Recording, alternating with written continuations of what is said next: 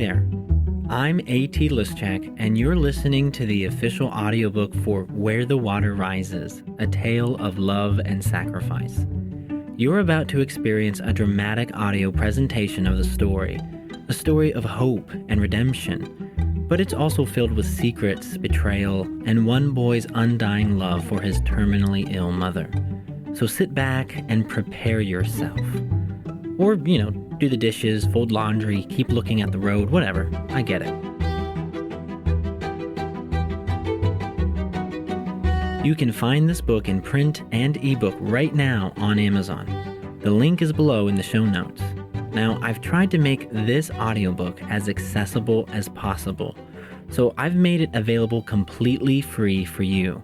That's why it's on podcasts and not on traditional audiobook platforms. I want you and your family and friends and everyone you know to be able to get a chance to be immersed in Jordan's journey, to step into his shoes and into other worlds filled with mystery, fantasy, and adventure. I truly believe this is a story worth talking about, not simply because I wrote it, not because I'm reading it here for you now, but because there's a message we all desperately need to hear in this day and age, a message that will hopefully resonate with you, impact you, a story that will follow you far beyond the final chapter. With your support, we can get this audiobook into the ears of so many other people. All I'm asking from you is this, if you'd be willing, of course. Would you spread it around? Share it right now on social media. Tell everyone you know. Word of mouth is everything. People don't want to hear me telling them about this story. They want to hear it from you. You are the difference. Also, writing an honest review on this podcast platform is super crucial. This will help the story get discovered by people neither of us know. That's pretty cool, right? Your review has that type of power. And before we get started, I wanted to let all educators know that there are free resources on my website if you want to turn this into a book study. I'm also offering a limited time special for you guys. All the details are in the show notes below.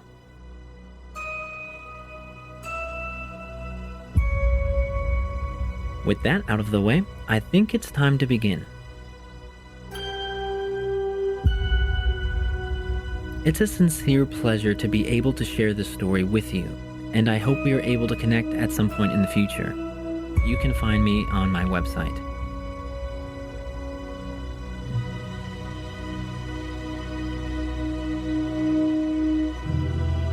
Alright, well, here we go. This is Where the Water Rises, a tale of love and sacrifice. Written and read for you by me, A.T. Liszczak.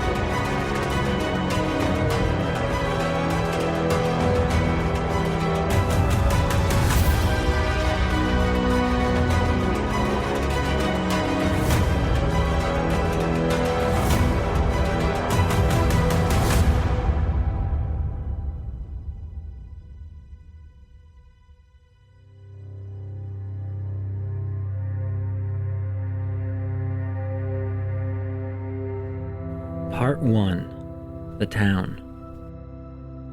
The boy held his mother's hand close to his chest. It was cold. She was dying. But not yet. There was still life in her eyes, and those Jordan knew were still warm. He loved looking at them. They were the bluest he had ever seen, like living waters. But when he came to think of it, those were just about the only eyes he had ever seen. You see, he lived alone with his mother. Together, they lived far in the woods, close to the mountains. His whole life, he knew to play only so far from home. There was a small open meadow near the back, and he was pretty happy there. She made life worth living for Jordan. When she wasn't washing and cleaning and cooking and teaching and all the other things mothers do, she'd go outside and find Jordan running in the tall grass. She'd go out there and play with him. And she'd smile and laugh, which made Jordan even happier. He often thought her white teeth were almost as beautiful as her eyes. Really, it was hard to compare. He loved every part of her. That was why it made him very sad to see her in bed, to find those eyes closed most of the time, to hardly ever get a glimpse of those teeth that were now well hidden behind those bruised-looking lips. He didn't know what to do. He hadn't been in this situation before, but he understood. His mother's condition didn't spring on them like a cold. He first noticed it about a year ago. He had reached for his mother's hand as they walked along a well-worn path to find her fingers like ice. He quickly let go, maybe because the coldness surprised him, or perhaps it was because he didn't want to think about why his mother's usually warm hands weren't that way. Jordan thought that, over time, they would return to normal, that when she petted his cheek or rubbed his neck, he'd suddenly find them to be as soothing as touching a steaming cup of cider. But they never did seem to come back. It was like her hands had somehow frozen over and died. He hadn't known that this frost would spread. Not at first. She wore many blankets as she lay there. A fire was even burning in the fireplace. It was warm, Jordan thought to himself. But those hands of hers, always so cold. He often sat by her side, especially nowadays. It had been a good long while since he played in the back meadow, but he'd rather be where his mother was, in that dim-lit room, sitting and watching and waiting on her. He liked it when she opened her eyes and they could talk together. She was still able to make him smile. But this conversation was different. Her voice remained light and soft and gentle as ever, but the words that came out of her mouth felt dark and firm and harsh. "Medicine," she said, and that was when he knew. "You told me not to follow the road," said Jordan. "Things change, Joe." Jordan understood, but he was no less scared.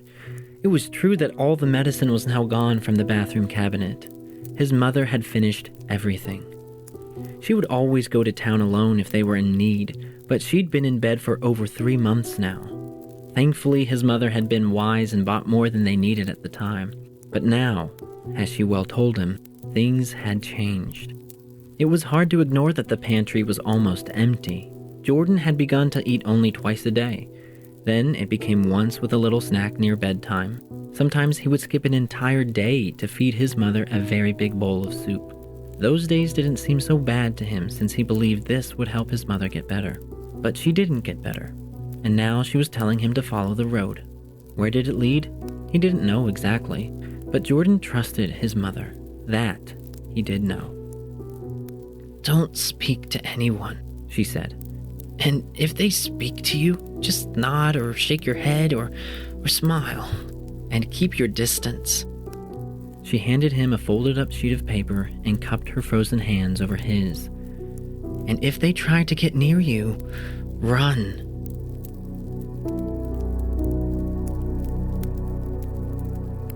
Before he left, she pointed to the windowsill.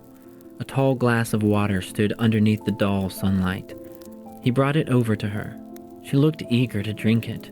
Even as sick as she was, that cold glass of water went down faster than his warm soup had done. "And don't drink the water, whatever you do." Yes, he knew this. It was the first rule that was ever given to him, and how could he forget now? They had large basins around the yard to catch rainwater, and that was what Jordan drank from.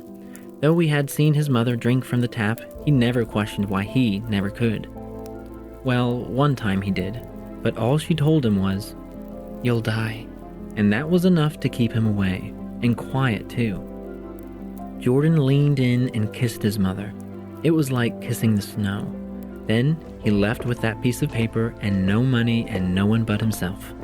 For the first time, he did not want to open that door that led outside. He looked back and saw those blue eyes from the other room. And then he saw those white teeth of hers, and he felt warm and strangely happy. And so he opened the door and stepped outside. leaving his mother for the first time. Really leaving her. But he would be back. At least he was set on it.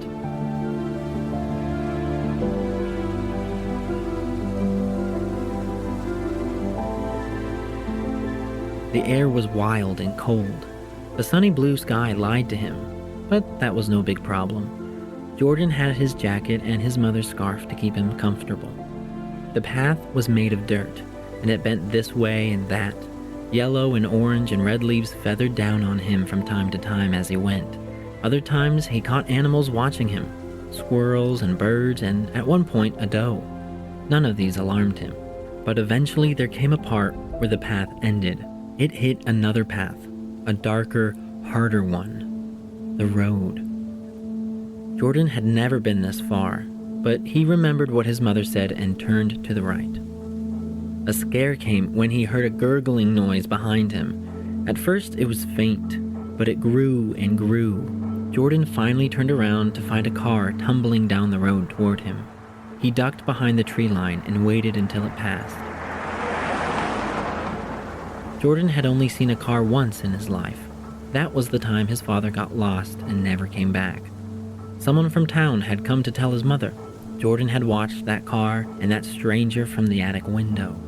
Since then, he hadn't seen a car or another person, just his mother. It'd been 7 years. The second strange thing that Jordan noticed was the smell of the air. It changed. It was like he pressed his nose in his mother's garden. There, she grew different types of herbs. One of them was wormwood. It was bitter and strong, and it made Jordan wrinkle his nose in dislike. Eventually, he came up to a sign, Brookfield. He liked that he could read. His mother read to him every day before she got sick, and nowadays he read to his mother. He never came across the word Brookfield before. Jordan mouthed the word, saying it a few times to himself as he continued along the roadside. And then he saw it. Buildings. A town apparently called Brookfield. He remembered this was the point in his journey where his mother told him to hide, to walk within the tree line, to edge around the back of buildings, to creep along alleyways, to not be seen. Jordan did what he was told. The bitter smell grew stronger with every step. The sight of dingy brick walls and the sound of gravel under his feet made him think of the color gray. He was almost there. Jordan tucked his head out from the shaded alley. In front of him was the town square, and in the middle a large well. Perhaps that was the place where that awful stench came from. Just beyond it was another place. The place. The medicine shop. His destination. How was he supposed to get from here to there? Jordan had to cross at some point, and now was probably his best chance. There was no one, not a hint of life. With his heart beating hard, he stepped out into the open and crept toward the shop. He felt safe enough, but he still turned his head as he went, looking for anyone who might be watching. Jordan had to pass the well to get to the medicine shop.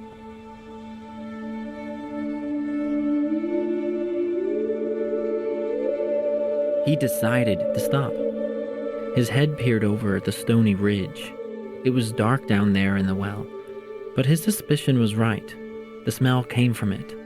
From deep down in there.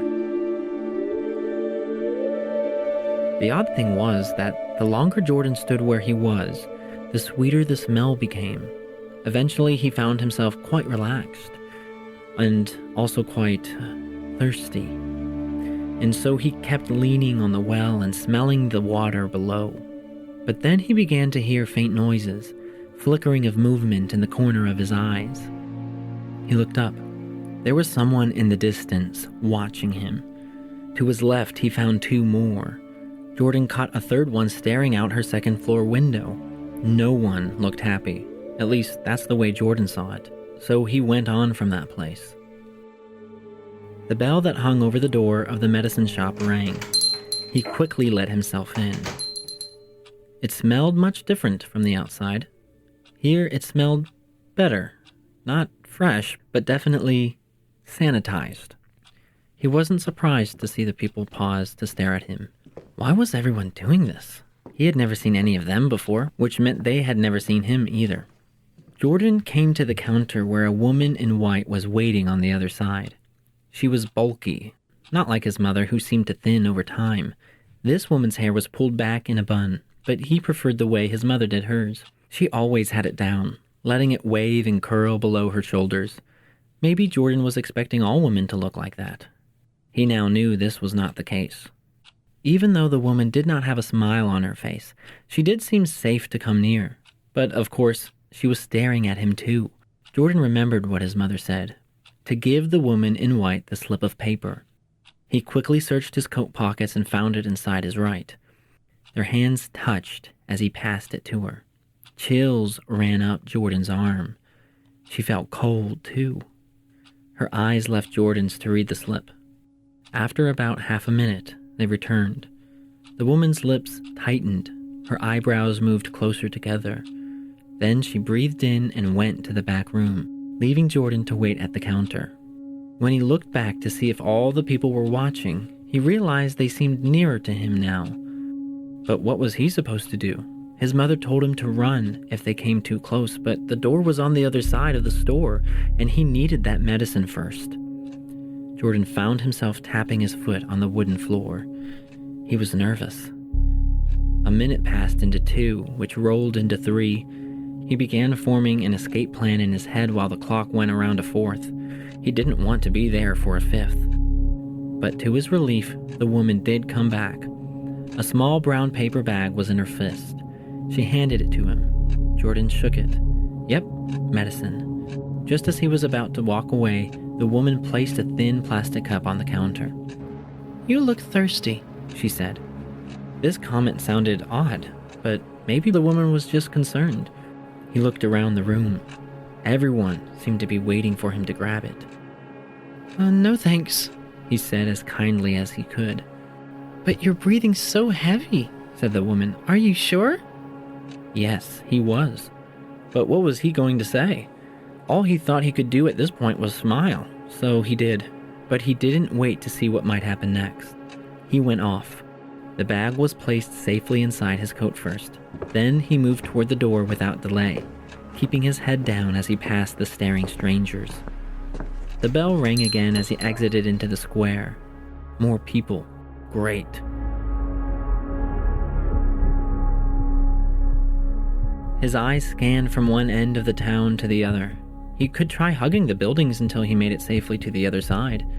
Maybe he could slip into an alley and find another roundabout way. But in the end, he went straight.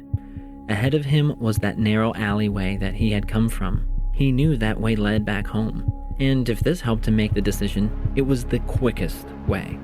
So he went for it. Jordan tried walking calmly across the pavement. It was hard to do. He badly wanted to sprout wings and fly. He passed the well without stopping, and now he was almost there, to the other side. Then he saw them.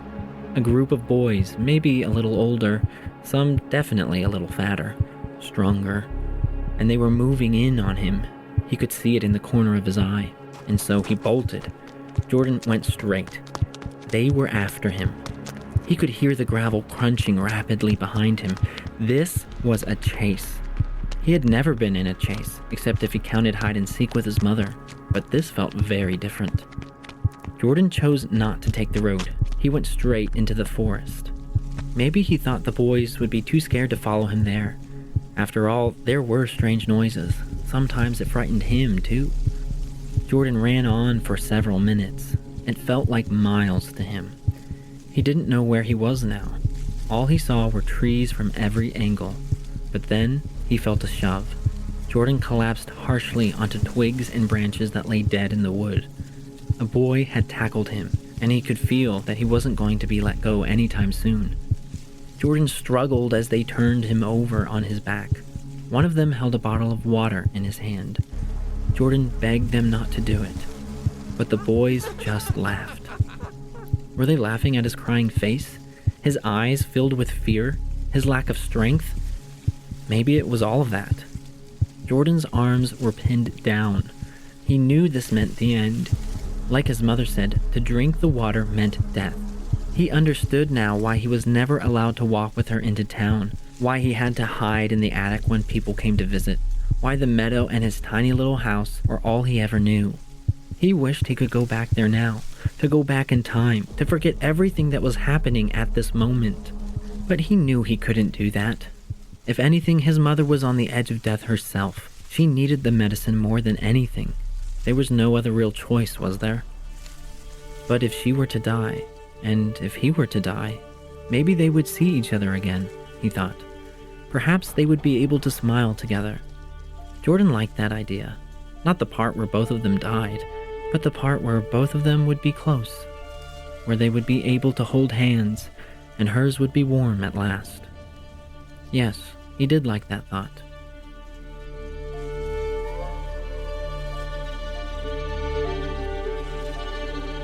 The boys taunted poor Jordan as he tried to move himself free.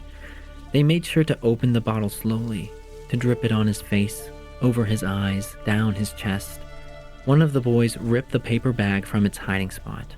With what Jordan thought was an ugly smile, that boy tore the cap off and flung all the pills far into the distance. Jordan watched as all strength left him. Those pills were soon lost under the bed of leaves and twigs and branches. Gone. His mother's only hope. This made him angry. It helped him find his strength. He wiggled on the ground like a worm and yelled as he tried to free his arms with all his might. But it didn't do any good. He was stuck. And so he lay there limply. But his eyes were like knives. They tried hard to cut into the other boys, but they couldn't. The boys just kept laughing. And then it happened. One of the boys forced Jordan's mouth wide open. He tried keeping it shut, but it only made things worse. His face began to sting.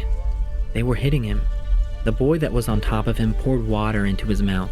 All that couldn't fit ran over like that in a boiling pot. They waited for Jordan to swallow, but he didn't swallow.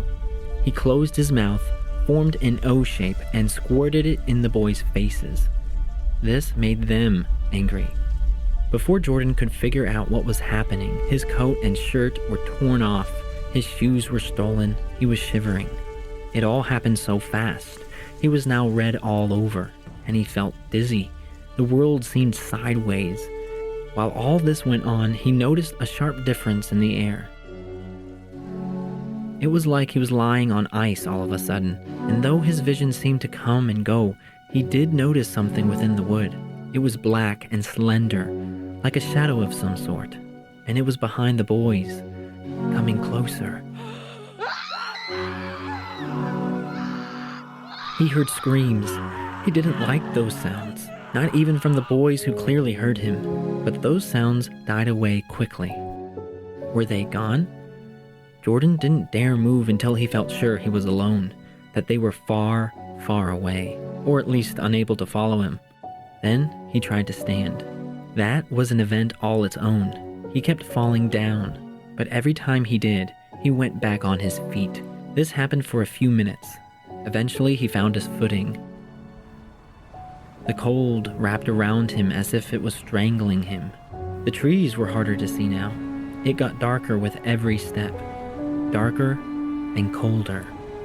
This went on for a long time. At one point, Jordan felt as though he could not go on. His legs seemed to stiffen. His hands were far colder than his mother's now, and his mind was foggier. It made it harder to think and to make decisions. He was about to collapse in the darkness, allowing the biting wind to overtake him. But just as he was about to let himself fall, his feet came across something wet. But it wasn't only wet, it was warm. Very warm.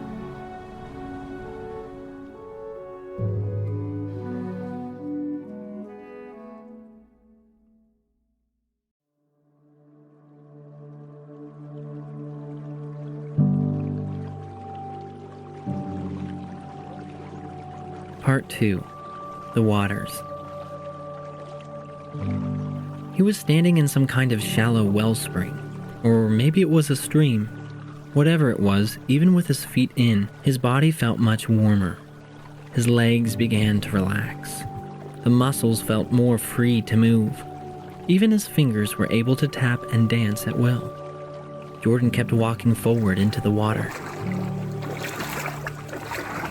It finally came to about his knees, which was good enough for him to just plunge right in. Boy, did it feel good. Not only that, but it smelled like sweet peas, the kind that climbed his mother's lattice near the garden in the summertime. He loved that smell. It was still dark, and he could hardly make out any trees, but he didn't care. Not now, at least. He went under, letting the water rise above his head, and for a moment, he thought he saw the water glow. Jordan opened his eyes. It was so clear that he could see all the little fish. Fish? If he could see the fish, that meant there was some kind of light. He bobbed his head out of the water. The darkness that seemed to surround him just moments ago was no longer pressing on him. The woods finally opened up. The sun poked through the yellow leaves, and it was no longer cold. But maybe that was because he was still in this warm stream. And that was what it was, a stream. Because there was light again, Jordan saw it bent through the wood in different directions. The water flowed gently along. Everything felt calm. Everything, including his own body. His head stopped pounding, the dizziness went away, and looking at his arms and legs and feet, all that blood seemed to have disappeared. Those large wounds that the boys made were gone. It was as if he had never met them at all. The current moved peacefully, but it was moving. It was as if it had somewhere to go, someone to see. So Jordan decided to follow. He didn't know why, but he did not seem so concerned about the boys or the townspeople or even his mother. This place, whatever it was, seemed to make all his troubles, his concerns, and his fears melt away. He didn't care that he was unsure of where he was. He didn't seem lost, even though this place felt unfamiliar. He had clearly never been here before, but that was okay. At least that's how Jordan felt about it. He began to rest in the stream when confusion rested on him. He hadn't thought about it until now, but he was going up and up. Taking a good look at his surroundings, he'd say he was moving toward the top of a hill, and so was the current. Not down like it was supposed to, like all the other streams he had played in before, and he had played in many, so he was pretty sure this was strange. But on he went. The water was warm. His body felt as good as ever, and just before he reached the top, Jordan began to hear whispers. It sounded sweet and kind. Maybe those whispers weren't whispers at all. Perhaps it was a song being sung just for him. He bent down toward the stream.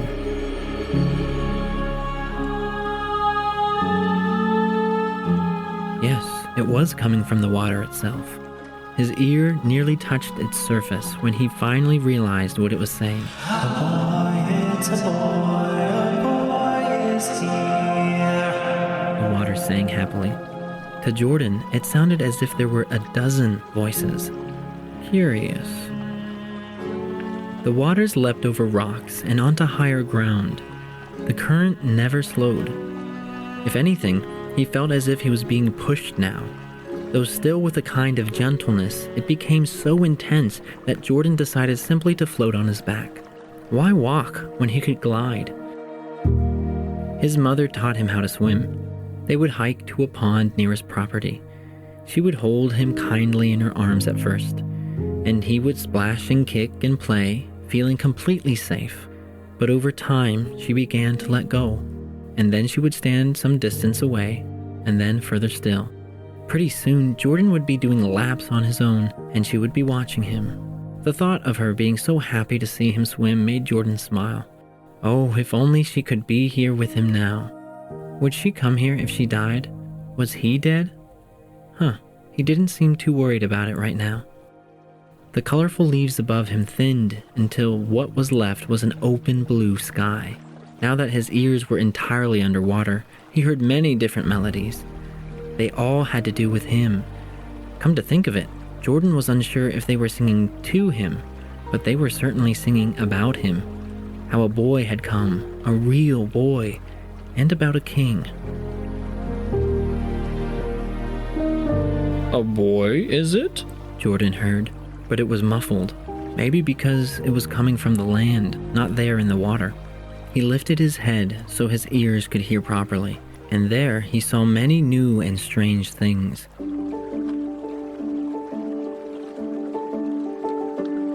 First, he noticed he was no longer in a stream. That stream flowed into a lake. a big lake, and there was a mountain on the far side. He had never seen this mountain before. It was tall and pointed, like a tooth or a volcano, the ones he'd see pictured in the books his mother would show him. And to his left was a wide open meadow, much wider than his back home, and much taller too. It seemed to stretch on forever, and that meadow seemed alive. In fact, Jordan swore he saw people in there. Not real people, but figures of people. There, in the tall grass, made from the grass. He was right. Those were people, and they were talking to themselves. Jordan could tell they were staring too, like the townspeople. But these people looked kinder. They looked curious, and they were talking about him being a boy who had come at last. A sign. What sign? Jordan asked. At first, he regretted that he said anything. His mother wanted him to stay far away from others, ordered that he not say a word to anyone. But for some reason, he thought this was a bit different. After all, those rules applied to the townspeople, and he was definitely not still in town. And if this helped, he felt he could trust the meadow people.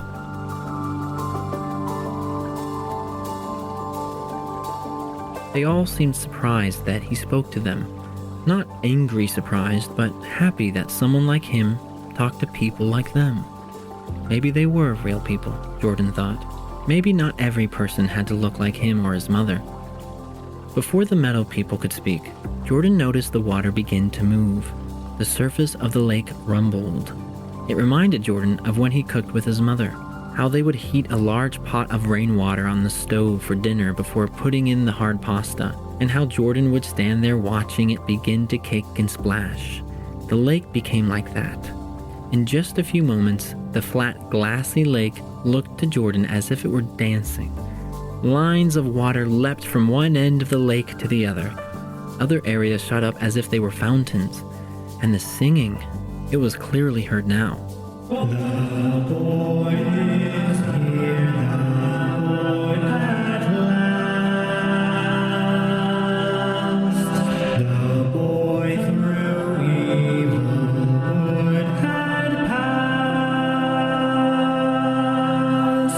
and now he's here to tell the king that he would end the water's sting.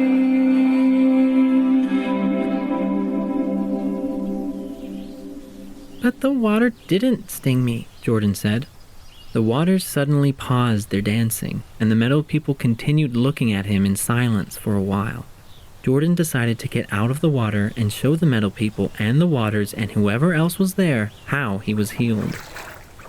As he was walking out, he noticed the air was very warm. The breeze was warm. The dirt under his feet was warm. Jordan liked that.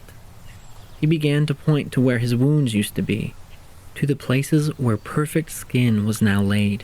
There was no scab or scarring at all. "Not this water," said one of the meadow people. "On the other side, where you live." On the other side? Other side of what? Jordan had never seen this place, but it must not be too far from home and from his mother. He wondered if she had been here before, and if so, why she didn't tell him.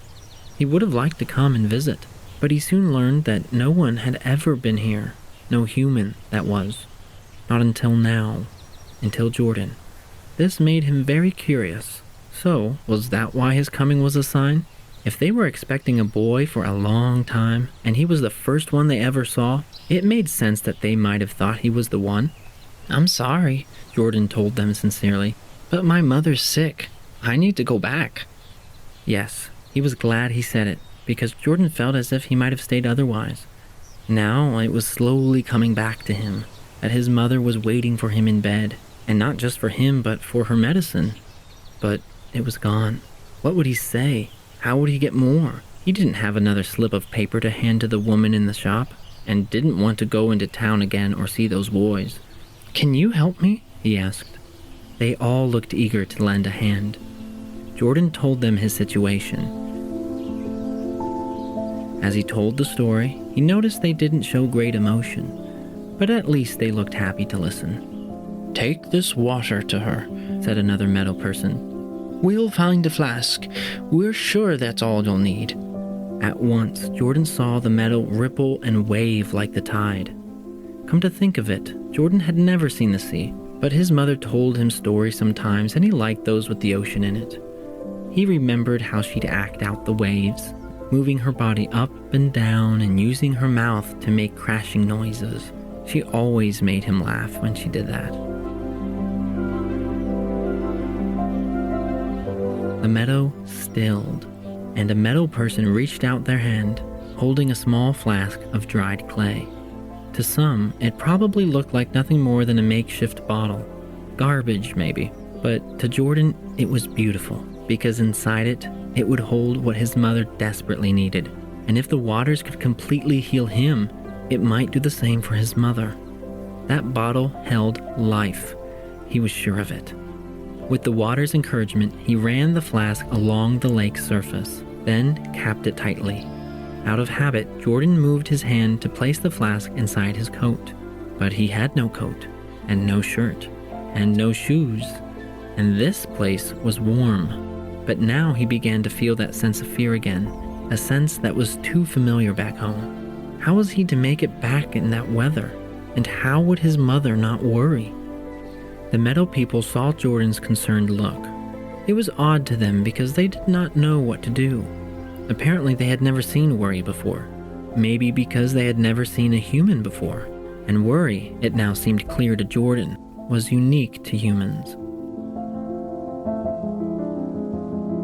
"I'm all right," Jordan said to them as if they had asked.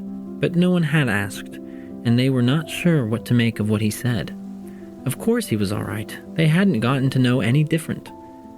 "But I need to go home." It took a few minutes of conversation for the people to understand what Jordan meant by home. To them, home was with them.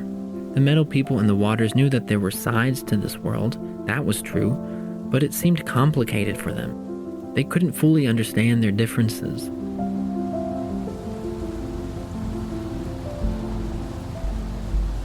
They saw him come from the forest. It was only natural that he would go back in the same direction, so they pointed that way. There was no grand farewell, which made Jordan a bit sad. He thought there might be. Maybe they assumed he would come back. But it was better this way. He didn't know if he would ever really see them again.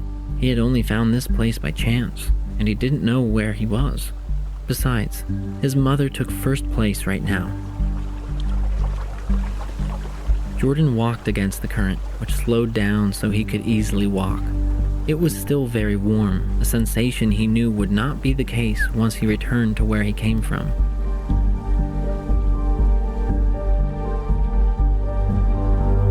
The meadow was now out of sight, and he was treading down the wooded hill. Pretty soon, things got dark again. Real dark.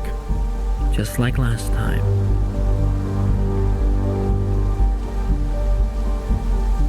He paused in the nice warm water for a while, knowing that when he left it, he would feel cold. Well, he better get on with it then. And just as the last of his toes rose out of the water, a pair of glowing green eyes blinked in the middle of the darkness.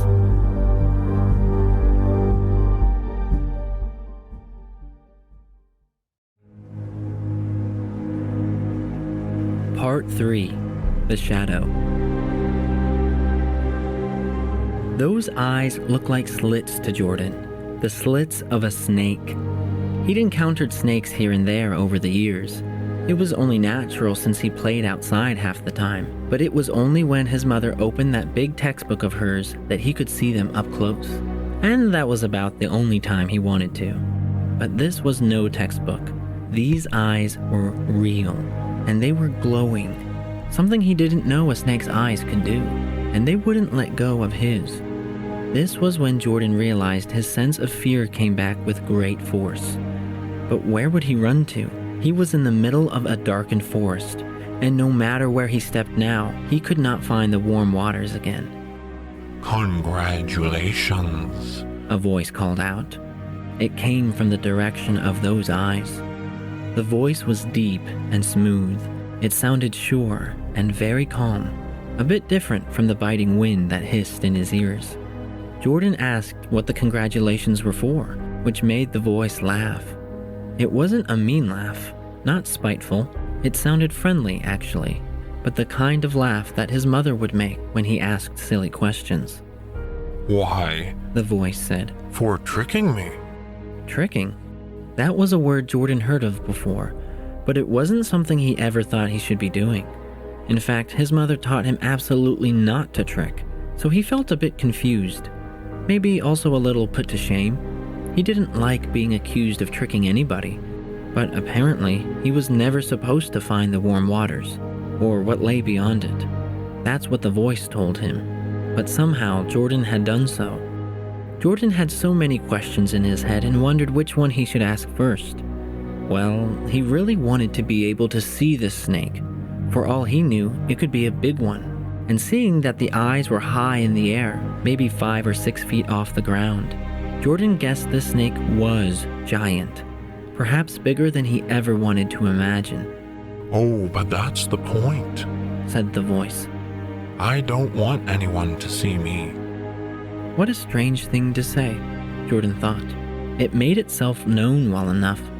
Jordan saw those piercing green slits, heard its silky voice, not to mention it approached him, not the other way around. Why wouldn't the snake want to be seen? "Ah, but I see you," it continued. "and that's what really matters." By the sound of it, Jordan wondered if the thing behind those eyes was smiling. Maybe it was. He didn't know if he liked that. Then the snake, or whatever it was that spoke to Jordan, said something that made his eyes widen. Yes, it was a shock to Jordan that it told him his name, and he hadn't mentioned it himself yet. It somehow knew. But the shadowy snake sounded kind enough, laughed it off as if it was expecting Jordan to feel a bit surprised. "And I knew your father too," it went on, and it told Jordan of a time, years ago, 7 to be exact, when a man, his father, came to visit. "Oh, I would consider him an old friend," the snake said as if thinking about the memory as it spoke. Jordan leaned in with begging ears. He realized he had a lot to learn about his father. His mother had always seemed to keep him and those old days to herself, and Jordan had never thought to ask. Of course, the two would talk about his father from time to time. They would make sentimental statements like, "I miss him," and "He always loved you, you know," and things like that. But now, beginning to hear the snake's story, Jordan began to understand that he didn't really know him at all, and that made him sad. "Yes, he had come to visit once," said the snake. "and he knew where to find me. He knew I would help him." Help him? What could his father possibly want help with? How did he even know where to find this shadowy snake? Jordan just happened to cross paths with it, or at least that's how it appeared to him. The shadowy voice sounded deeper in thought now. It told of how his father was sick, really sick. This made Jordan think of his mother, of her cold, cold hands. Was that how his father died? Just like his mother? Cold? Or did he not die since he got help? Jordan found out that the whole town was made sick by its waters. It trapped them there, killed them there. "Oh, yes, very sick," the snake assured Jordan when he seemed confused. "and it was your father's time to, so he found me." Apparently everyone knew about the shadowy snake, but it was much harder for people to find it. No one knew where it lived. "I'm a shadow, you see," it said. So it wasn't a snake, just a shadow? But those eyes. The shadow, snake, man, only showed itself when someone needed help, "And that's why you tricked me," said the shadow man. "You were dying, and you found the stream before you asked me for help." I was supposed to ask? Jordan questioned. "Oh yes, of course," said the shadow man.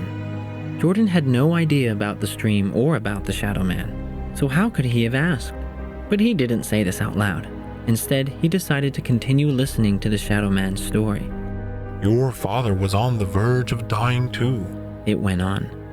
Not dying like Jordan had been after those boys had gotten to him, but dying, as he thought, like his mother, from the inside, slow, painful, and cold.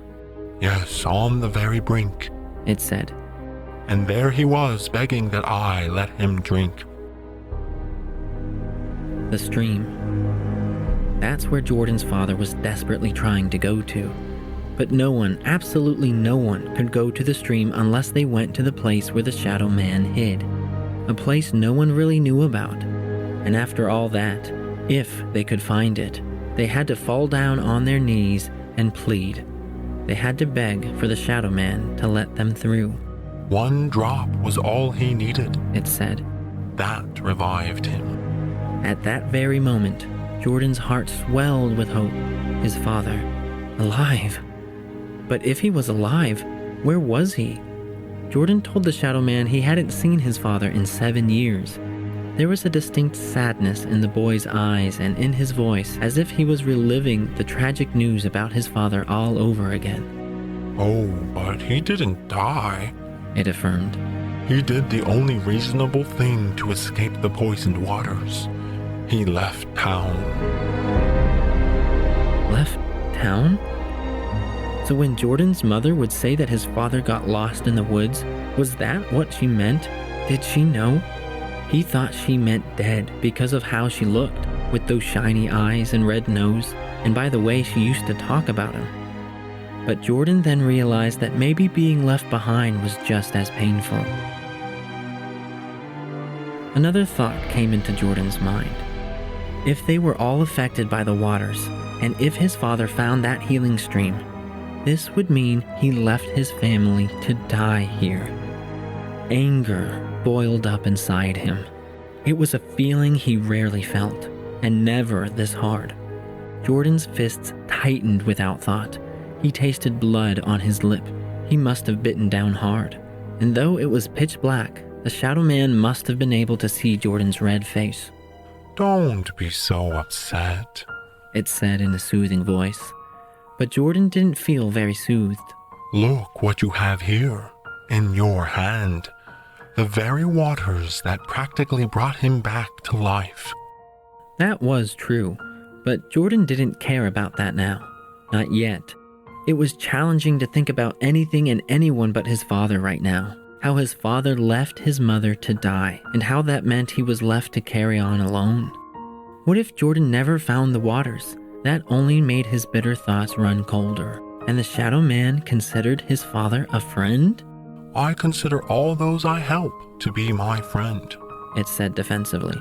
Won't you forgive him? Forgive? Jordan had heard that word before.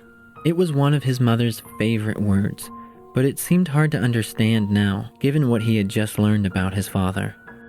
Forgive. Jordan realized that word was not as simple as he had come to believe. Or better yet, said the Shadow Man, avenge your mother. Give her this water. Do what your father wouldn't do. Yes, the Shadow Man was right. His mother's well-being would make this wrongful situation better. In some ways. At least it would make Jordan feel less crummy. Maybe this Shadow Man was not so scary after all. It appeared that it was going to let him go too. My gift to you, said the Shadow Man. Though Jordan still could not see anything, he felt cold hands wrap around his own. The hands that were cupping the flask of healing waters. For tricking me. Jordan's heart felt a little bit lighter now. He was going to be allowed to keep the flask. But... The Shadow Man stopped Jordan in mid-thought. I have one condition. A condition? Jordan had also heard of that word, but that was only used when he had to make deals with his mother about getting to play outside. It also involved cleaning up or studying afterward as a form of payment, a compromise. Jordan was bracing himself for the not-so-good condition. He wondered if it would be worth keeping the flask. Of course, Jordan thought immediately. Anything to save his mother. If she gets sick again, it said slowly, make sure you come back together. That was it? Come back and get help? He liked that condition. In fact, it didn't even seem like a condition at all. Yes, Jordan was sure. He liked the Shadow Man very much now. Just ask next time, it added. Jordan could sense it smiling. He couldn't help but smile back. Then, within a few moments, the biting wind picked up, and the darkness began to fade like a large patch of fog sliding away. It was still cold, but at least he could see the woods around him again. As he suspected, Jordan wasn't near the stream anymore. In fact, there wasn't a stream in sight. It was as if he had walked far away from it, even though he was sure he only took a few steps. Anyway, the Shadow Man with those green slits for eyes was gone now. When Jordan called out to it, it didn't answer. And in his hands was that flask made of clay. Feeling the rough, hard edges reminded him of his mission, his mother. He needed to get back to his mother. Jordan didn't know which direction to run in. He was utterly confused. But he couldn't just stand there, so he started moving his feet. He remembered that he had to go down to get the medicine. That meant his journey home was upward, so he went in the direction where the wood began to climb. It took a while, maybe an hour. At first, Jordan felt discouraged. He thought he was going in the opposite direction. But then, the trees around him began to look familiar. Eventually, he noticed the makeshift fort he had once made of twigs and dried up leaves. He was getting closer. The sun was now sparkling faintly through the tops of the trees when he finally stepped out into a clearing. It was a meadow, his meadow. Jordan ran full speed through it. His sight was focused entirely on the house in the distance, his mind on one thought, his mother. He shoved the door open and scrambled inside. It was cold. The fire he stoked before he left was completely out now. And his mother, she was still there in bed, but her face was very pale, the color of ice. Even with the distance between them, Jordan could see that. "Mama!" he exclaimed as he ran over to her. Her eyes were shut, her lips dark blue. When Jordan tried to shake her awake, it felt like he was shaking a statue. But to his relief, she opened her eyes. At first, it was a weak try. Then, the eyes gave way to surprise. They widened even more as she began to process who was kneeling down beside her. It was her son, Jordan, and he had a flask with him. But she didn't notice that. She only saw him, shirtless, shoeless Jordan. He could tell she looked sad by the way her face tightened. He called her name again. This time it was gentle. It was kind. And he was expecting the same type of response. But his mother's words didn't sound kind, and it was far from gentle. "Where were you?" she shouted. She was so weak that her head was still on her pillow, but Jordan was sure she was very upset. He rarely experienced an outburst, almost never. And now, with the healing waters in his hands, he definitely wasn't expecting this. Jordan tried to tell his mother where he was. He didn't understand.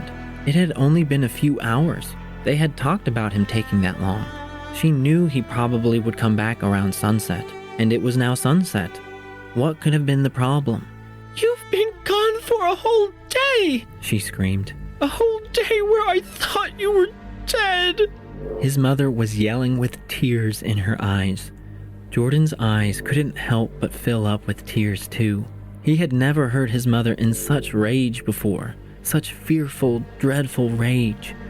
But he had never been thought dead before either, so it was a new experience for both of them, and both of them didn't want to experience this moment again. Before he could explain himself, he was asked if he drank the water. "No," he said, which seemed to stop her hot, pressing anger. In fact, his mother's tense expression almost entirely washed away after that answer. After the healing waters, his encounter with the boys seemed as if it never happened. Jordan decided he probably didn't have to mention that part to her. He didn't want to see that worried face again. Even though his mother spoke harshly, he could hear in her voice that she was fading away quickly. Then he remembered. He had been gone a whole day. Could his mother be telling the truth? Of course. She was his mother. He had no reason not to trust her, and by her sudden panic attack, he could tell her words were severe. But a whole day, Jordan wondered for a moment. It must have been his time on that other side, beyond the stream. To him, it felt like he was there for only an hour. But time may have moved differently there. By the looks of it now, that world must have moved slower than the time spent here on this side. And if he'd been gone for a day, then his mother spent a day in bed, a day without him there, a day without food, a day without medicine. Jordan had to act now. Without giving any more thought to it, he lifted the flask onto the bed. His mother glanced at it. "Water," he said. "Water?" His mother suddenly seemed worried again. But why? She was used to drinking all kinds of water, even poisonous water. "These waters heal, Mama," he said. It was odd. Jordan noticed his mother's eyes widen in wonder, maybe in disbelief, but it clearly looked as if she knew what he was talking about. Is it really? He could sense she was asking him that question by the way she eagerly stared at it, at that dull, handmade flask. He unscrewed the bottle, the smell of sweet peas. Yep, it was definitely the waters from that stream, so he lifted up his mother's head. She craned her neck so that she could drink all right.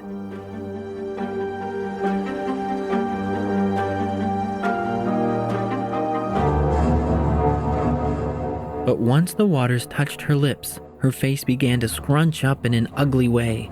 Then she spit it right onto the floor. Jordan stared at his mother with heavy confusion. These were the healing waters. They healed his body. They healed his father. Of course they would heal his mother. They tried a second time. She seemed a bit reluctant, but she craned her neck anyway. Again, she spit it right out. "That's awful," she exclaimed. Awful? Jordan had to try it himself. With doubt now seizing his heart, he leaned his head back and tried to chug the rest. But he couldn't do it. Once it touched his lips, it tasted so brilliantly disgusting that he willingly let it spill down his bare chest. Sitting there in hopeless disbelief, he thought about how right his mother was. It was like eating rotten trash that was lying waste for a few days, or like licking the stuff that he would vomit up at night, or like a toilet bowl that hadn't been flushed. Yes, it was that bad. He gave his mother a fearful glance. What were they going to do now? He didn't tell her yet about the lost medicine, and now what he thought was the source of hope was sprayed all over their floor. What could this mean? Had the Shadow Man tricked him? But no one had touched the flask except him. Jordan drew the waters out himself. Did the Shadow Man somehow switch the healing waters for the poisonous ones and make it smell nice so he wouldn't suspect anything?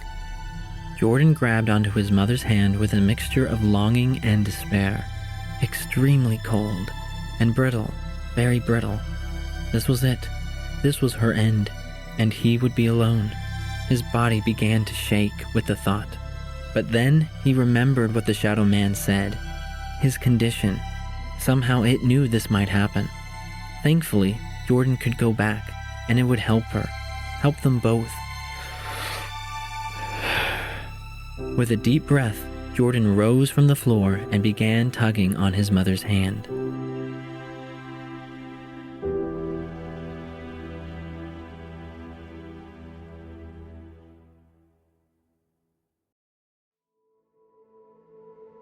Part 4. The Boy. She didn't budge. Jordan tugged harder. It was no use, so he began to plead with her to get up. Those blue eyes of hers were hidden behind sunken eyelids, and he noticed that they were no longer as warm. "Mama, please," he whimpered. "Go," she said. At first, Jordan wondered if she meant for him to get help, but as he was about to turn on his heel, his mother added, "Leave." Leave? Like his father? Just abandon her? "You're not cursed," she heaved. It was clear that she was struggling with every breath. "You never drank the water." That's right. He never drank the poison tap. "You'll die," Jordan again remembered that stern warning. To help him better understand, she finally told him why this was big. Because he never drank the town's water, he was not bound to stay there. He didn't crave the water. He could leave. he could live. But where would Jordan live? This was his home. She was his life, his everything. It was hard enough to watch her slip into coldness. How could he, at this most crucial moment, just walk away? Even if it was hopeless, he would never be able to forgive himself if he turned his back while she was still alive. His heart would feel forever cold if he up and left right now. Yes, he would have to journey on once her eyes closed for good. After he huddled close to her frozen body and wept hot tears. He would not be able to stay here, not when he knew the town that kept his mother there longed to take him also. No, he had to go, but not yet. Not when Jordan knew her eyes still had a warmth to them. "I'm not asking you," she said. The words sounded dark to Jordan. They were severe and grim words. His heart pounded loudly. He didn't want to hear it.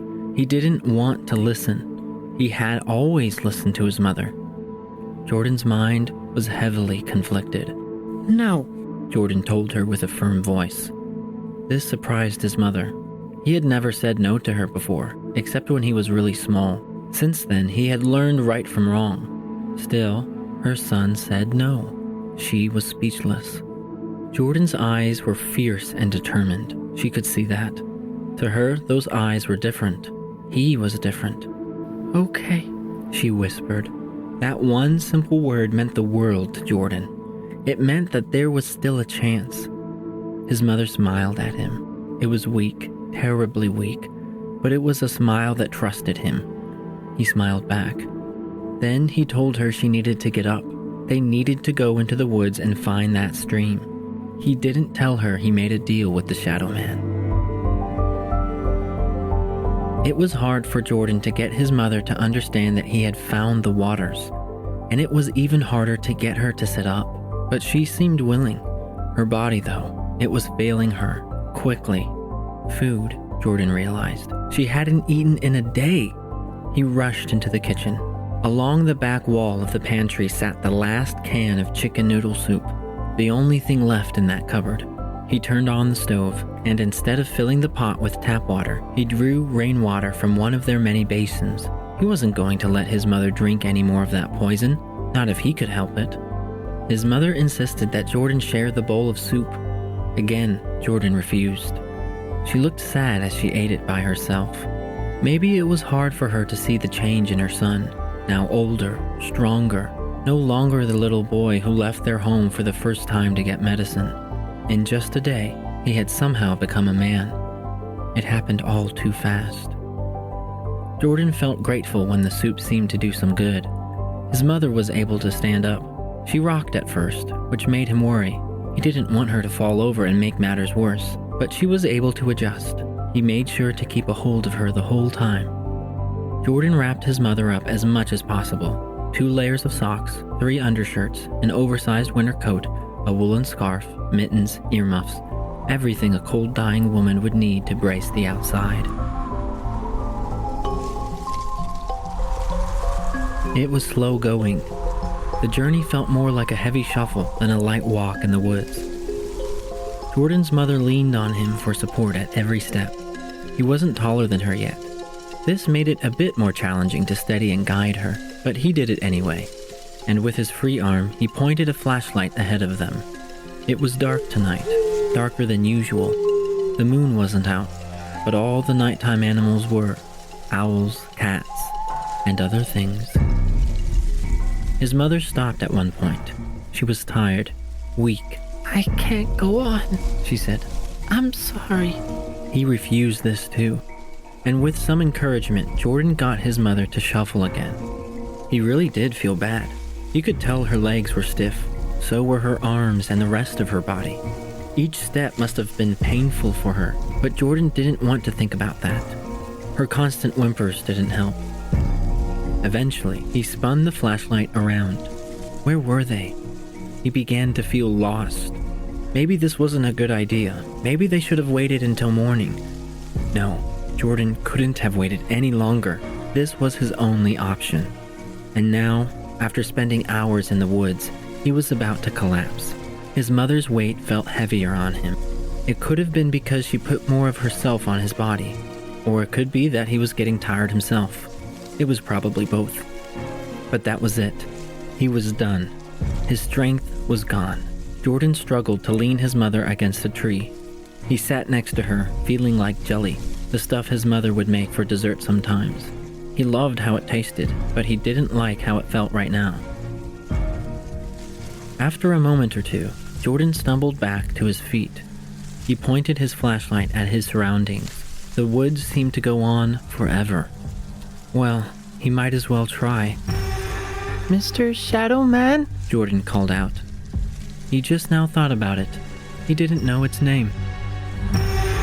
A scare came when his mother quickly grabbed his arm. He wasn't expecting that. When he looked over at her, he noticed those blue eyes were wide. Fear was inside them. What are you doing? She whispered. More harshness. Would Jordan ever hear her gentle voice again? Getting help, Jordan replied. It looked as if his mother knew who he was calling. Then he remembered the Shadow Man telling him how the town knew about it. But his mother didn't seem happy that he was calling the Shadow Man. Her unhappiness made him uneasy. Little chilled bumps began to crawl up his arm. Then, there they were, those green slits for eyes. In the distance, not too far away, glowing. Jordan flashed his light on it, and there he could see its form. It was tall and thin, like a man, but it was a shadow. Jordan couldn't sense any depth or light to it. It walked between the trees, closer, closer. His mother let out a shiver as it reached them. The Shadow Man said hello to Jordan by name. And I see your mother is here with you. I'm sorry she continues to be unwell. Was that true? Jordan wanted to believe its words, but something told him they were lies. And lying, he had learned from his mother, was one of the worst things a person could ever do.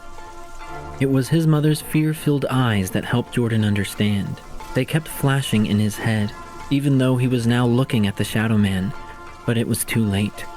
We need help, said Jordan to the Shadow Man. My mom is dying. I see, it said smoothly. Always so smooth. Jordan reminded the Shadow Man of what it said earlier that day, that it would help them if he asked. But even as he said those words, he doubted them. He doubted the Shadow Man now more than ever. I must apologize, it said, sounding just as calm.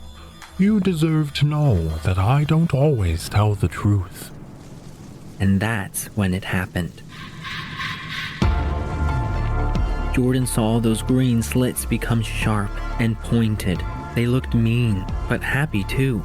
Then the Shadow Man's body swooped over them, and she was gone. Darkness separated them. Jordan couldn't stand to hear his mother scream like that. He didn't know if she was crying out for her life or for his. The sound quickly died away, but it echoed in his mind for a long time. Jordan began to stumble forward, trying to escape, but there was no escape. His flashlight pointed at black on black, and it was getting colder, much, much colder. The wind whipped him. It brought him to his knees. Mama! He cried. Jordan couldn't see it, but he could feel it. Snow began to fall in clumps. Then it felt as if he was being pulled in opposite directions. His body began to move and shift in ways he never thought possible, as if two forces were fighting for his body, for his soul. The ground under him disappeared. Was he in the air now? The wind slashed harder and harder. Each snowflake was a sting on his face. His ears, those frozen ears, could only hear the biting air. Jordan was being torn apart. All he could do now was let out a long, painful shriek. Then it was over. It went black and silent for a long time. A very long time. But Jordan didn't experience this. He was gone.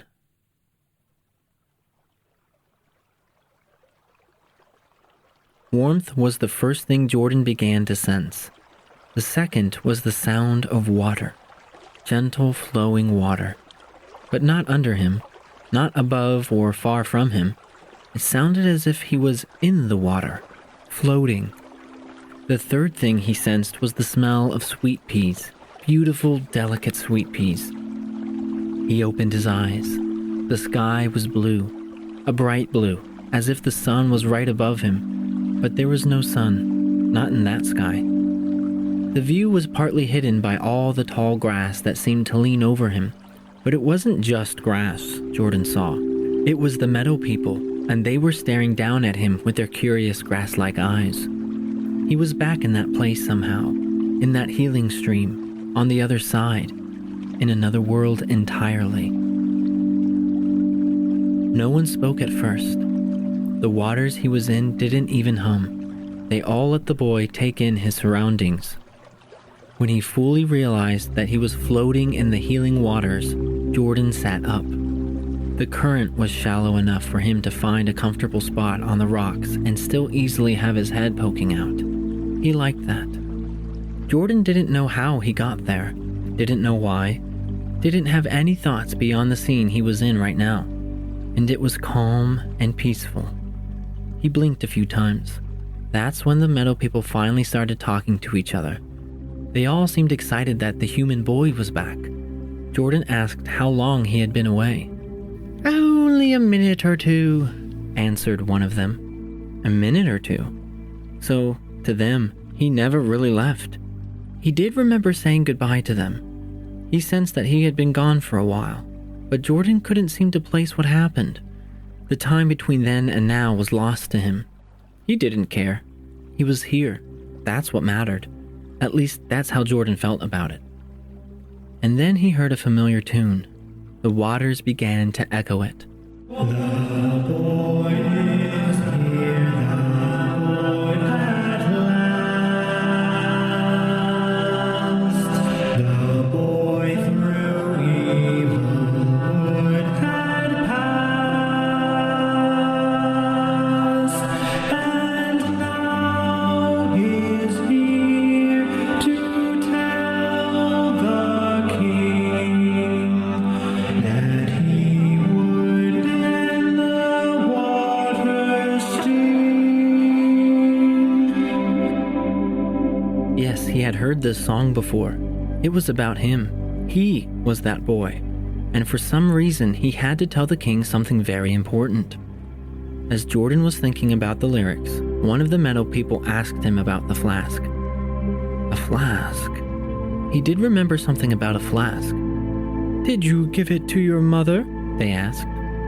Mother. His mother. Yes, it was flooding in now, like a broken basin. All the memories came rushing back. Jordan's flask of healing waters, his encounter with the Shadow Man, the Shadow Man's promise to help his dying mother, the healing waters tasting foul, their journey into the woods, that betrayal. His mother was gone, dead. Well, maybe. Jordan wasn't sure, but it seemed that way. That scream she howled was very convincing. But if she was dead, wasn't he dead too? Well, Jordan wasn't dead the last time he was here. It was all too confusing for him. Now that the memories returned, so did his fear. So did his intense sadness, anger, and hopelessness. All these feelings seemed new for the meadow people to see. They simply stared at Jordan as he splashed around and took short breaths. They must have been able to experience feelings, but it was clear to Jordan they had never experienced those. His tears were also new to them. Had they never seen a boy cry? The boy is here, the boy at last. The boy through evil wood had passed, and now is here to tell the king that he would end the water's sting. Jordan wasn't sure what this king was. He knew nothing about him, but he knew that his next steps were to go to that king, and he had to tell him about the water, about the poison. Somehow this was going to help stop it. How? Jordan asked the waters. If they sang about it, they must have known more. And they did. They continued in song. Apparently there was more to it than what they first sang. He would buy flesh.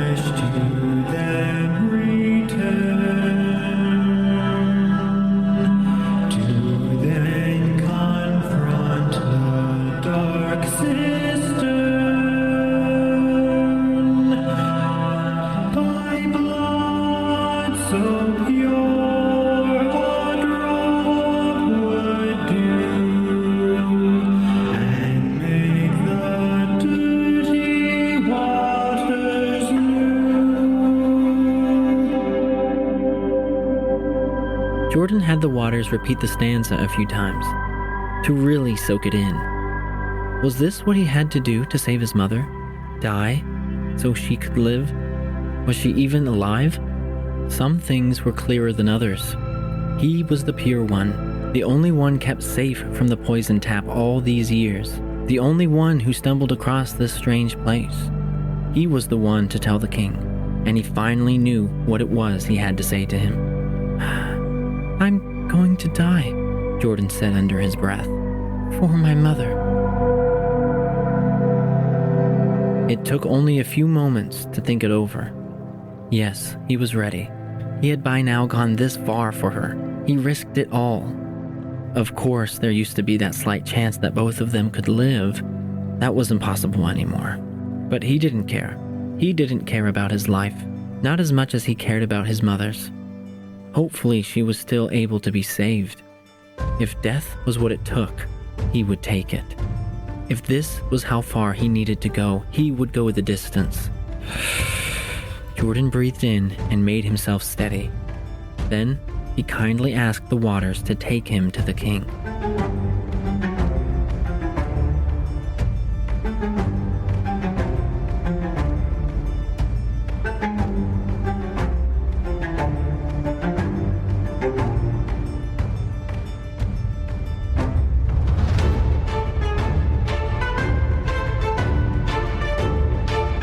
You've reached the end of part 4, and I want to stop here to sincerely thank you for taking the time to listen to this portion of the audiobook. It has taken me countless hours to produce. I currently work 9-hour shifts at my regular job, and so I recorded all the narration in the evenings over the course of 1 week. Afterwards, I spent around 12 hours each episode to edit and fine-tune. This includes trimming the narration, as well as adding in sound effects, cinematic scores, and original songs. I'm a bit of a perfectionist, you could say. With that said, this project has been a labor of love, and so I'm thrilled that you went on this ride with me. If you've enjoyed listening to this audiobook so far, even though we're not all the way through the story yet, please leave a review. That wouldn't only bring me personal encouragement, but it is vital for helping this podcast get discovered by those neither of us know. Another wonderful way you can support me and my work is by simply going out and buying a hard copy for yourself. It's available now on Amazon. The link is in the show notes. Beyond this, encouraging your family and friends to listen would be a tremendous blessing to me. So thank you in advance for doing these things. This story wouldn't be able to take off without you. And educators, if you visit my website, you'll be able to find various free printable educational materials. Materials like literary and spiritual discussion guides, quizzes, and activity sheets. I'm also offering this book at a very special rate when you choose to add it into your curriculum. The link is in the description. Again, thank you for listening to Where the Water Rises, a tale of love and sacrifice.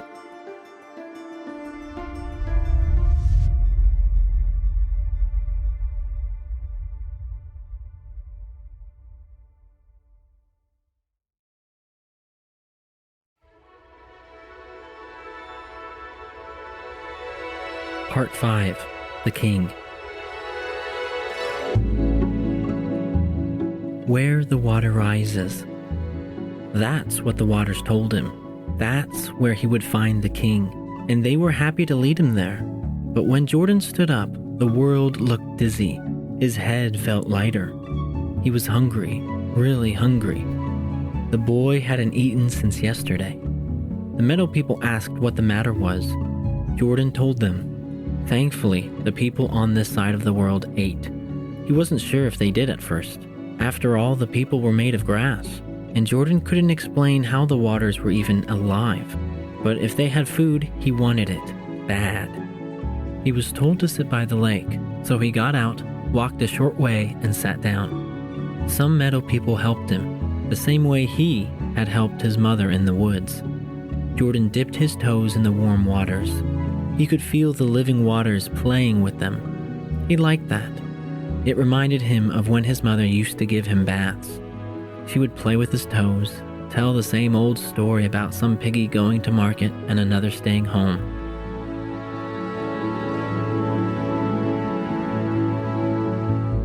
Soon enough, a meadow person returned from the tall grass.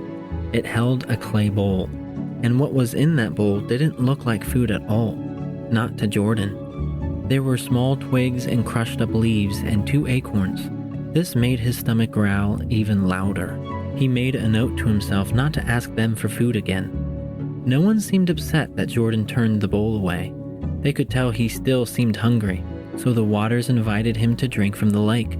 Drink us down, they chirped, and want no more. That's right.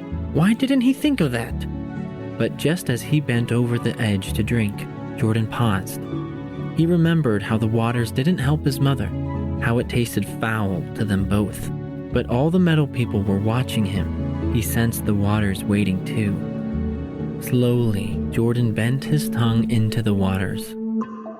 The moment it touched the surface, it felt as if the awful flavor went through his entire body. He fell back onto the ground. All those around him looked confused. Jordan felt confused too, and he told that to the waters. But you healed me before. Why can't I drink it? I don't know. The waters quickly said one by one. But the waters didn't sound worried. Again, Jordan learned worry was a purely human response. No, they seemed intrigued, curious. But Jordan felt scared. Why would they heal his wounds but taste too bad to swallow? No one had an answer for him. The Water King would know, said a meadow person. The Water King. So that was his title. Was this the king he meant to talk to? Yes, it seemed to be. It was fitting that the one who lived where the water rises would be called the Water King. But did he just rule the waters? Or did he also rule this side of the world? Maybe he ruled Jordan's world too. His thoughts were few. His lack of food outweighed any other thing right now, but he felt well rested at least. Jordan's little nap seemed to help. But was it a little nap? How long was he out for? Every moment counted here. Jordan began to feel restless. How could he sit by the bank, dipping his toes in the water when his mother was gone? If she was not dead by now, she would be soon. Time moved differently here. How much time has he wasted already? A day? A week? How long was I asleep for? Jordan asked those around him. Another confusing question for them. Why were they so lost? Have they never heard of time? Well, maybe not. Maybe the meadow people and the living waters and everything else on this side did not understand time, or at least did not care about it. This made Jordan's lips tighten and his forehead tense up.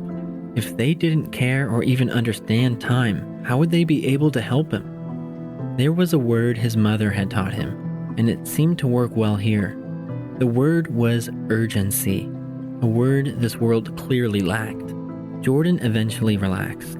How could he get so worked up? He never used to care about time either. It wasn't until his mother got sick that time seemed to exist at all for him. He couldn't really be too judgmental of these people. It wouldn't be fair. After all, they kept him alive.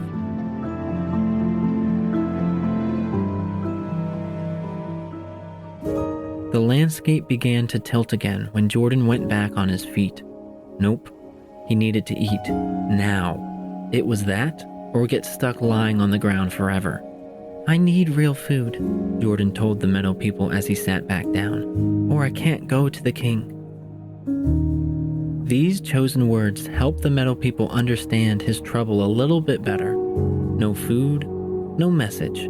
So they needed to give him food.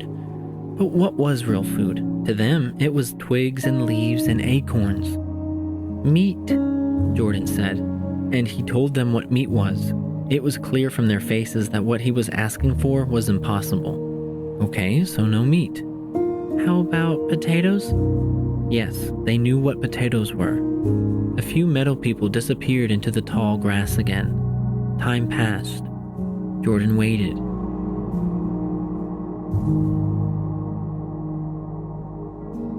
He had no strength left except to lay his head down and stare at the bright, blue, sunless sky. At least he was warm here in this place. Does it ever get dark? He asked at one point. No, apparently not. There were no nights, he was told. And if there were no nights, there were no days. Jordan thought about that for a little bit. but it soon flew away when a bowl of potatoes was placed beside him. They were freshly picked, he could tell, since they were still covered in dirt. He washed the potatoes in the waters and dried them off with his shirt. Then he bit into them. Jordan had never eaten a raw potato before, but wow, did it taste better than he imagined. Honestly, it didn't remind him of a potato at all. They definitely looked and felt like potatoes, but the flavor was sweet, like corn, and it was buttery, like bread. This made him reconsider trying the twigs, leaves, and acorns, but he eventually decided against this. The 9 or 10 fist-sized potatoes were gone in no time. Then Jordan jumped to his feet. Yes, his strength was coming back in full force. His vision was all steady now. His thoughts felt clearer. He was ready to see the king. Follow us, said the waters. Beyond the lake, follow us into the mountains. You'll find him there. Jordan saw that the lake had a few offshoots, one where the water entered from the woods, the same woods he came from. And then on the other side of the lake, there was a stream that left for the mountains, to that pointed, toothy place.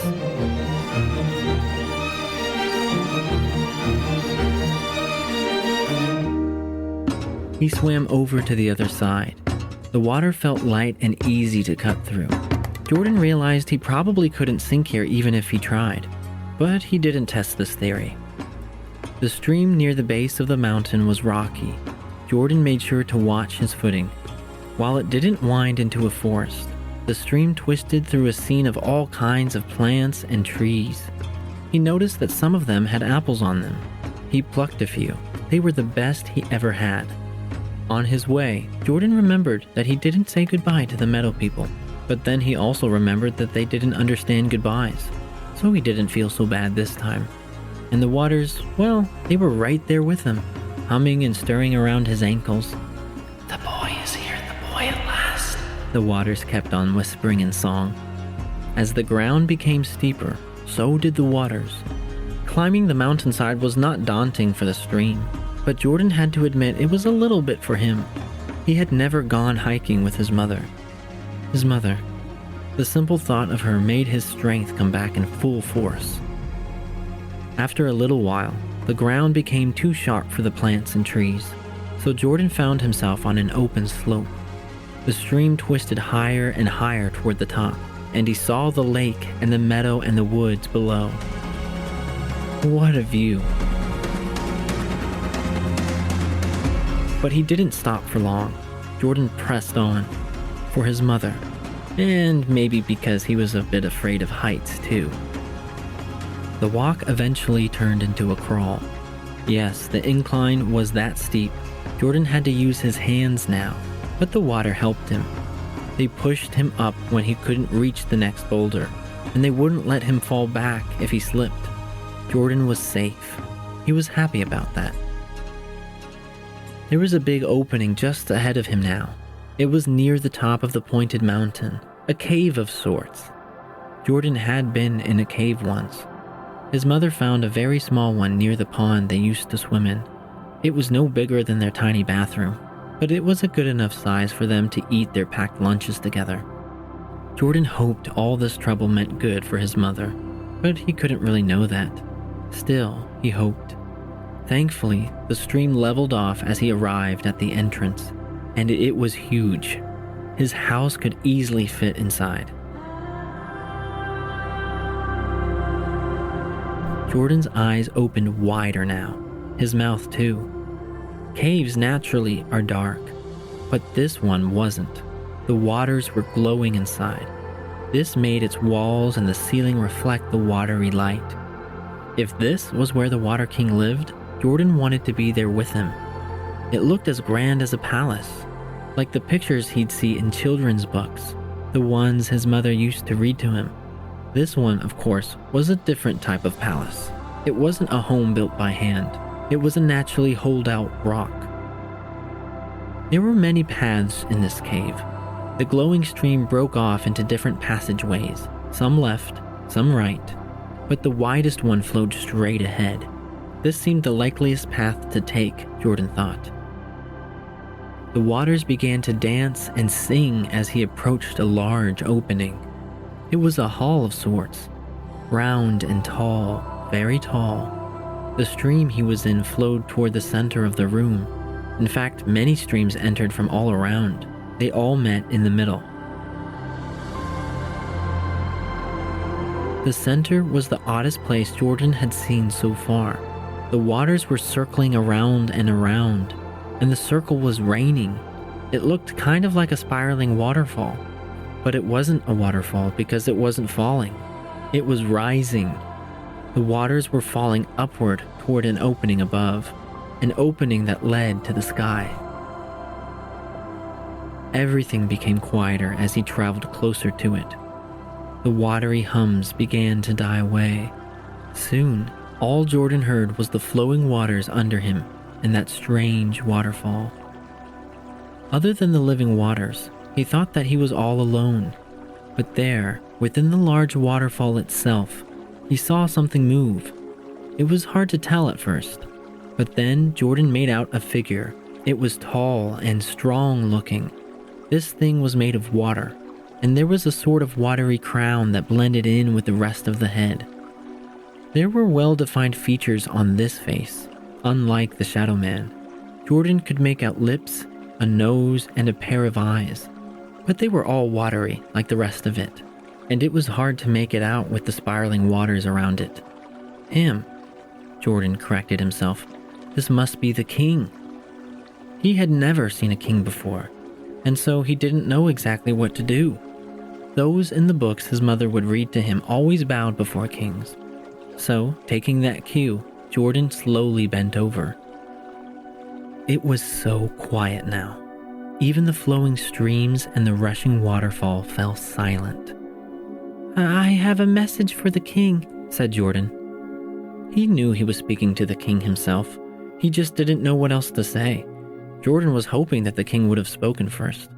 And when the Water King did speak, the first thing he said was Jordan's name. Of course he would know the boy's name, just like the Shadow Man. Was this king like the other? Was he someone to be trusted? But what was there to trust? In the end, it was Jordan who was going to die. Meeting the king was just another step closer to his fate. Now, he didn't know how this was all going to happen, how his fate would affect his mother.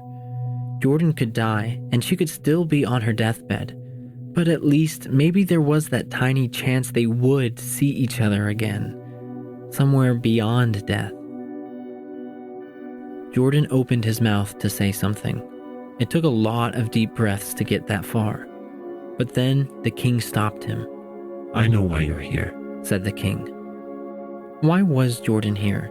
To save his mother. Did the Water King know this? Or was he referring to the prophecy about ending the water's sting? Hopefully they were connected. "I have a message for you too," said the king. And by that statement, he meant that Jordan had to wait. He had to listen to the king first, to his deep but soft voice. "You must be hungry," said the king. Was this the message? If so, it was the perfect message. Yes, Jordan was very hungry and thirsty. Jordan nodded his head weakly. At once, the king called out for food and drink to be brought out to him. Some waters responded by flowing the opposite way, out of the room. Jordan tapped his thumbs nervously. He only had to stand there briefly before a tray came in. It was riding on a little wave coming toward him. Jordan grabbed hold of it and looked with big eyes. Food. Real food. There was meat and soup and even a cookie. The Water King told him to eat, so Jordan did. He sat on the flat, stony ground. He thought maybe the king would start talking, but he just watched. Jordan didn't feel so scared of the Water King anymore. Maybe he shouldn't have felt this way, but the king did give him food, enough to really make a difference. The Meadow People couldn't seem to do that on their own, and the Shadow Man gave him nothing at all. Nothing but a promise he didn't keep, and waters that didn't work.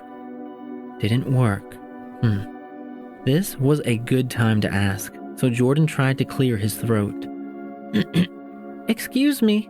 The Water King gave the boy his full attention. He didn't seem angry that Jordan spoke with food in his mouth. No, The king looked rather pleasant. So Jordan asked the king why the waters here didn't work on his mother. He explained that they healed his body, but neither could drink it. The king did not seem surprised at all. These waters can cure the outside, but they cannot cure the inside, the king told him. Jordan thought about this for a moment.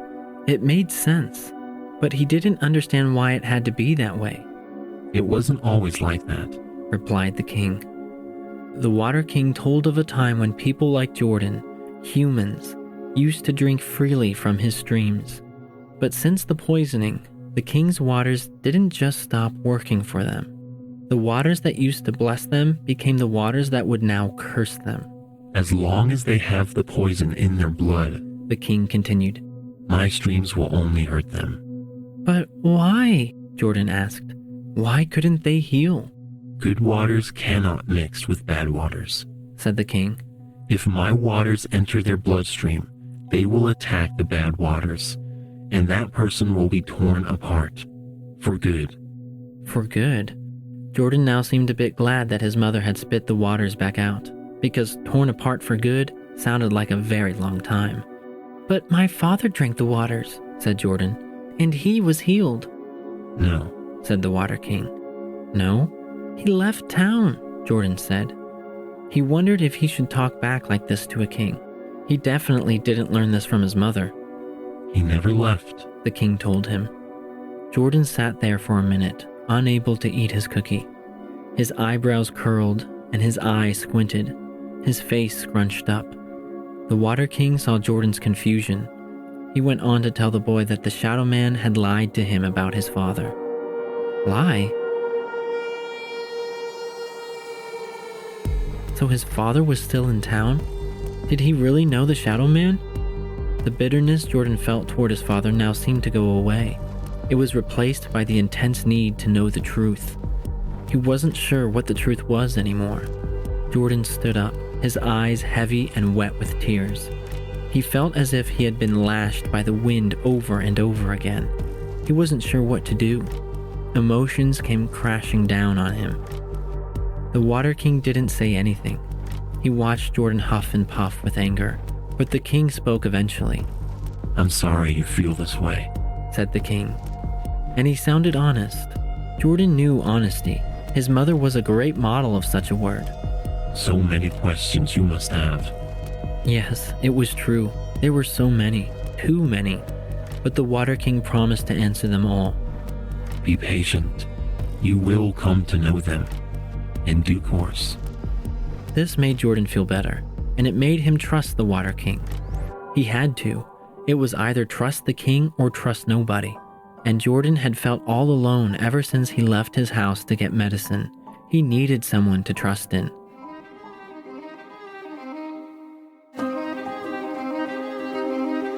The king told the boy to follow one of the streams. This would lead Jordan to a pool that he needed to go into. And then come back to me, said the king. This was an odd request, to dip into a pool and then return. But Jordan knew that he didn't understand everything. It was easier just to accept. So, with a nod, he did.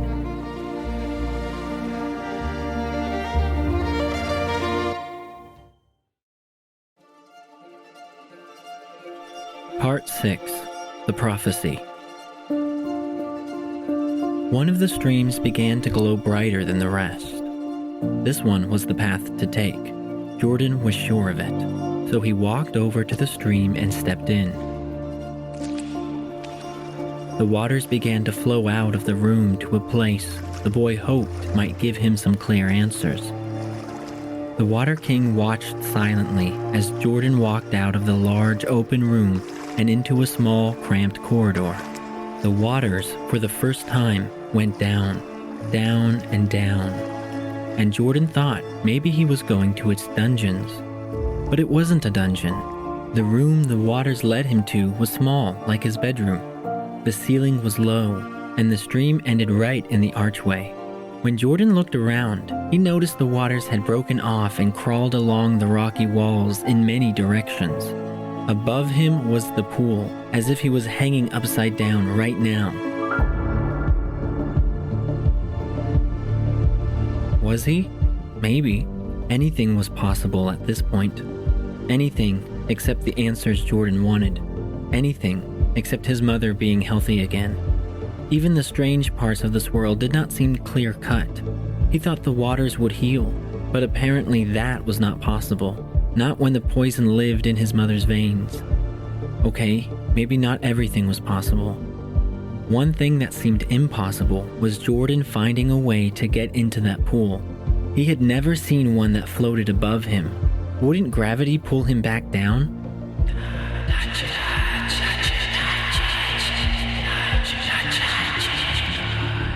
The waters whispered to him in echoes.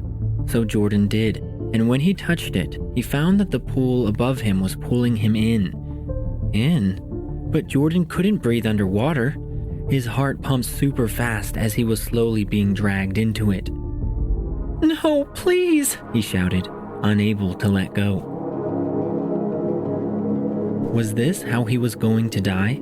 In an upside-down pool, inside the Water King's strange palace? Would this bring his mother back? But Jordan didn't die in those waters. In fact, Jordan realized he could breathe underwater, or at least within this pool. Swimming inside it was effortless, and with the waters glowing, it seemed to him as if he was flying in the sky. It was all very bright and beautiful. It reminded Jordan of his mother's blue eyes, how he wished he could see them now.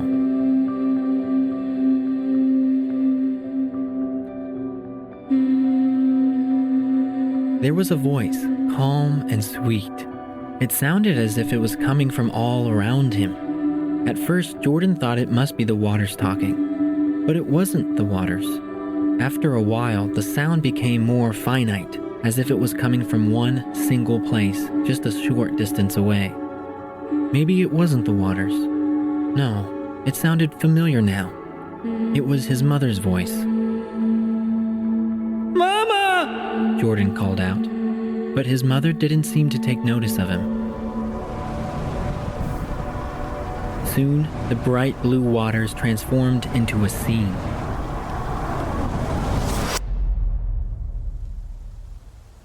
Jordan was still floating, but now he was rushing above a meadow, his meadow back home. His mother was running through it, smiling, laughing. Her hair was down. He liked that. And she was wearing a light summer dress. This must mean she was warm. Looking around, the trees were all green. Jordan even felt the warm air pass through him. At first, he thought his mother was running away from him, but then he noticed someone else. This man was also in the meadow, and he was chasing after her. He was laughing too. Jordan watched as his mother let the man catch up to him. He spun her around and kissed her. His father. It had to be. Was this where they were right now? No, it didn't seem so. The two looked much younger. They definitely still seemed older than him, but not quite like adults yet. Was this a memory? The scene quickly changed, and Jordan was hovering over another open meadow. But it wasn't his. This one was on the other side, where the meadow people lived. There, he could see the lake and the pointed mountain behind it. Jordan remembered being told he was the only human to go there, but apparently he wasn't. His parents were there, and so were many other humans. A wedding was taking place. Meadow people and the living waters were all gathered around. It was the Water King who was giving the ceremony, and the two getting married were his parents. Everyone looked happy. In fact, he never saw his mother that happy in his life. This made him a bit sad at first, but then it came to him that life without his father must have been hard on her. How could she smile so brightly again after he was gone?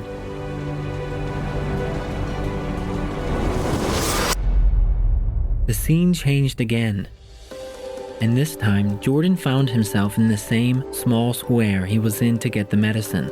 The well sat there, but the streets looked bright and cheery. The well itself was overflowing like a fountain. The people had happy faces.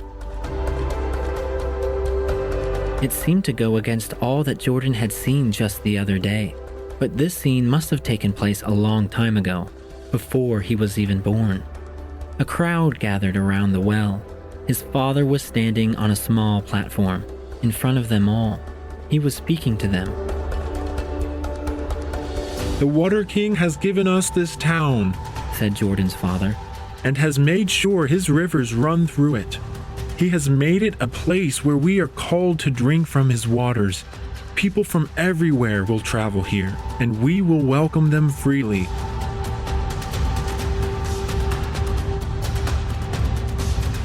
It seemed to Jordan that he was in charge of the town. He had learned a word for that. Mayor. Was his father really the mayor of this town? It was clear something had gone very wrong between then and now. Jordan didn't have to wait long to find out. The scene changed yet again. He was in the woods. His mother was strolling along the same worn path that he and her used to take. She was alone, but not for long. Something appeared from behind a tree.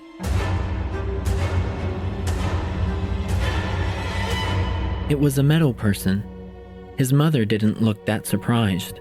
She didn't seem concerned either. The meadow person spoke. It sounded friendly and smooth, and it kept a smile on its face. Jordan tried understanding the conversation. The meadow person thought his mother looked thirsty. She said she wasn't ever thirsty. Then it held out a flask, a shiny glass bottle that held sparkling waters inside.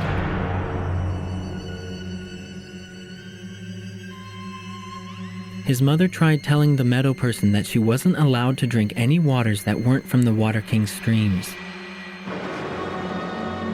But the meadow person said these waters were special, that these waters were usually only reserved for the king himself to drink, and if the king could drink it, so could she. The scene changed again before Jordan saw what happened next. Then he saw his father with his mother. They stood in a kitchen. This kitchen was unfamiliar to him, but it seemed like they were in their home. His father didn't look very happy at his mother. His eyebrows were scrunched up in frustration as she spoke. She was gentle, like Jordan knew her to be, and she held up a flask of water. "Try it," she said. "Tastes even better than our own." When his father kept standing there, she drank some of it to show him. It looked to Jordan as if she was trying to convince him. It didn't look like it was working. Not at first. But after some back and forth, Jordan noticed his father's wrinkled forehead begin to fade. His eyes looked more agreeable. Eventually, he took the flask in his hand.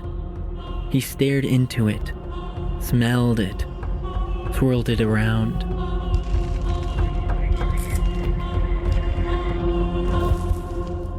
Then his father also drank it.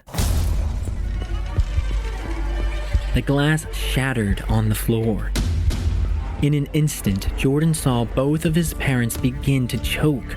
There was coughing, there was gasping, there was falling to the floor. Jordan's pulse began to race. He screamed at them, hoping they'd hear him, but they went on without noticing. They couldn't hear him, of course. This was just a memory, no matter how real they looked and how physically close he was to them. Jordan turned to see something in the other room. It was the meadow person. Was it hiding? Did his parents know it was there? A strange sight took place. Its grassy body began to fade into blackness, like a shadow, and its eyes turned into green slits, like that of a snake. Jordan gasped. The Shadow Man. So it knew his parents, and it tricked them into drinking forbidden water, but it seemed surprised when it turned into a shadow, into a curse. It was tricked by its own trick. Before Jordan could figure out all that was going on, the scene changed for a fifth time. He was now high in the air, high above the streets of his town. The trees were all dead now. Not a leaf was on any of them. A large crowd was gathered at the well. The people didn't look happy by the way they seemed to wrestle each other. To Jordan, they didn't act like humans at all, more like animals, possessed. There were shrieks and laughs, but they didn't sound like his mother's. Hers were always kind and soothing. These were more like those boys who had tried to kill him, mean, deadly. Then Jordan saw something slither through the mob. It was dark and without a clear form. The Shadow Man was making its way to the well. But the people, Jordan wondered if they could see it. Thankfully, Jordan was brought closer to the scene. A group of people, innocent people, were wrapped up by ropes and chains. The fear in their eyes made him believe that they were different from the rest. These prisoners looked into the narrow green slits of the Shadow Man. Please, exclaimed one of the prisoners. we just came to drink from the Water King's stream. Didn't you hear? Said the Shadow Man in his cool voice. He abandoned this place, gave the town over to me, so you've come to drink my water. No! Another one shouted. Oh, The Shadow Man said mockingly. but I want to give you my water. You'll find it so tasteful, you won't ever want to leave. Jordan saw it. A smile crossed the Shadow Man's face. Then, just as fast as it took his mother, the prisoners' heads were plunged into large buckets from the well, forced to drink it in or drown. The scene changed. He was back with his father and mother. Both of them were in their living room. Both of them had wide-eyed faces. Her hand covered her stomach. There was a bump there. Was that him? Jordan? We need to leave, she said. Her eyes were wet with tears. You know we can't. His father replied. We're trapped. I won't let it take him too. Her voice cracked as she said it. His father's face turned scared, but it looked determined too. He nodded carefully, as if a plan was being formed in his head. The next scene Jordan found himself in was familiar. He knew those walls, those uneven floorboards. He was home, his home, and there he was, just a tyke, held in his mother's arms. His father looked sick, cold and pale, just like his mother did these days. His father spoke confidently to her. He said that he would be back, that everything would be okay. But she was overcome with grief. Jordan could tell his father was about to leave. This must have been their final goodbye. His mother's red eyes seemed sure of it. Did she know he wasn't coming back? With one last hug and a kiss to both his mother and little Jordan, his father went out the door.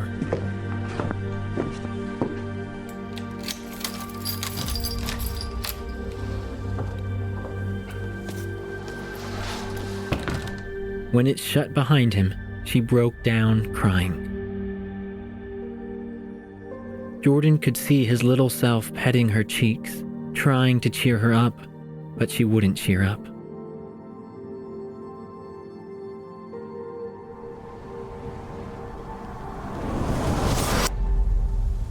The scene changed.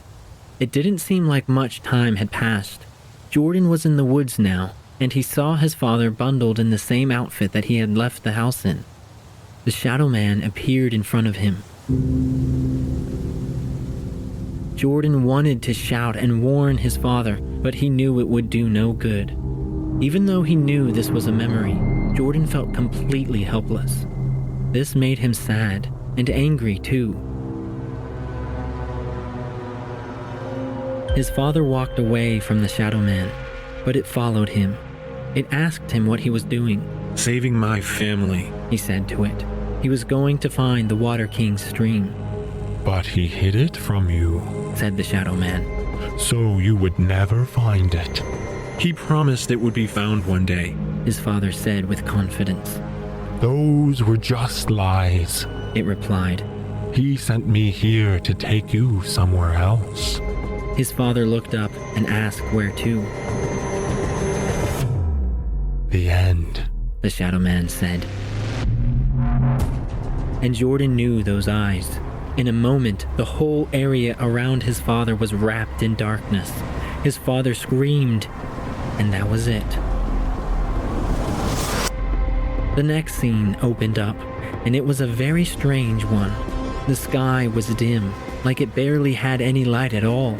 The whole scene had a red shade to it, even as clumps of snow came down. Jordan was flying over the cold landscape. Bodies lay everywhere. Cold, lifeless bodies. Then everything turned to shadow. First, the people faded, then the landscape. Last of all, the sky flickered. Just as it all went dark, thousands of screams went up. Thousands of endless screams. Time dragged on, and Jordan hoped for the scene to change, but the screams wouldn't end. They burned in his ears, louder, more hateful. Tears came up. Jordan began to hear his mother scream above the rest. Mama! He screamed back, but she didn't hear him. She just went on, in pain. Forever. Mama! Jordan started beating the air, trying to reach her. His own screams blended in with the rest. He was trying to cut through the darkness when the pool spit him out.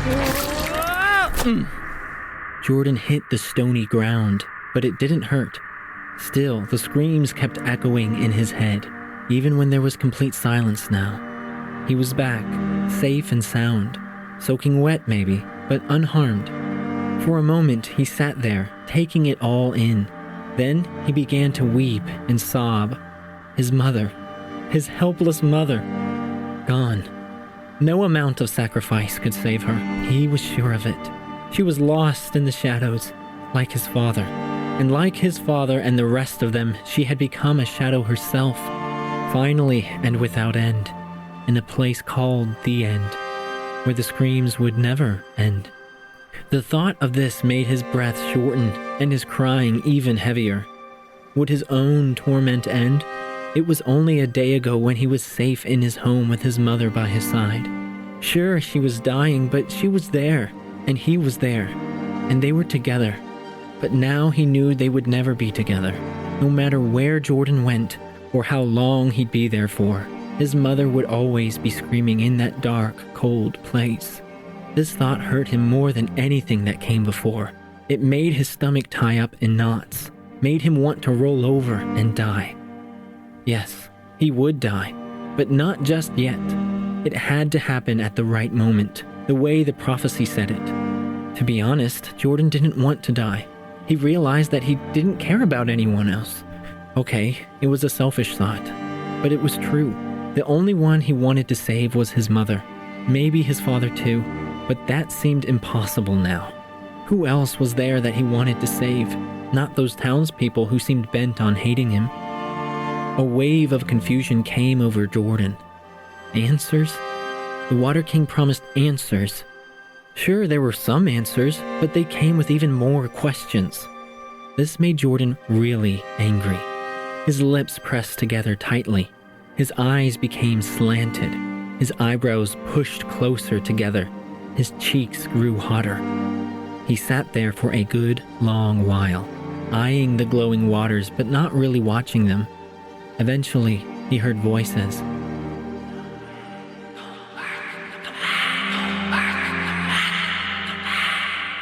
The waters whispered gently to him.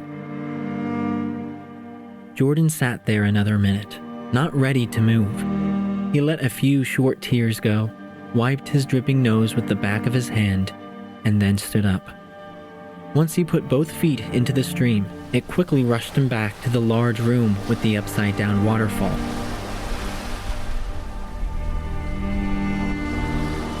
Jordan climbed out of the waters and laid himself on a rock. He looked bitterly at the waterfall, his breathing heavy. Where was the Water King? Jordan didn't want to come back to this place, not now. But here he was, waiting. Some more time passed before the king appeared inside the circling waters.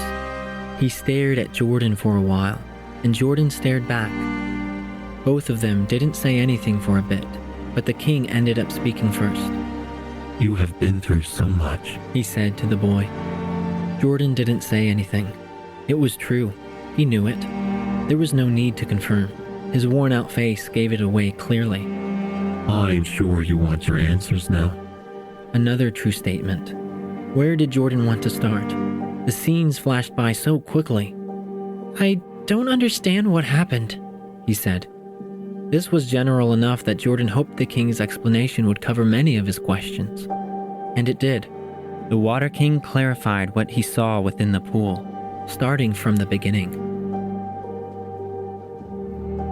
His parents knew the king. They grew up where both sides of the world were connected. The king took a special liking to Jordan's parents. For no particular reason, the king made sure to add. But they were chosen, handpicked by the Water King, to lead the town he started. The king's rivers flowed through the town. They provided a way to live, but something else too. It gave life itself. Drinking it would not only heal them from any injury, but it would keep them from dying. Always. This meant that the waters that healed Jordan also had the ability to give him life that lasted forever. When his father was appointed mayor by the Water King, he was told to make sure not to drink any other water source. To do so would break the deal they had made. All the town had to do was drink the king's waters, and only the king's waters, and everyone would be able to live without end. To do the opposite was unthinkable. At one point, a meadow person came, someone who did not like the Water King or his favored town, so it offered a different water source. Lied. Said it was the king's. It said this to trick his parents, to cut off the deal and separate the town from the king forever. It worked. The moment the waters went down his father's throat, the deal was suddenly broken. Suddenly and without the ability to be changed back.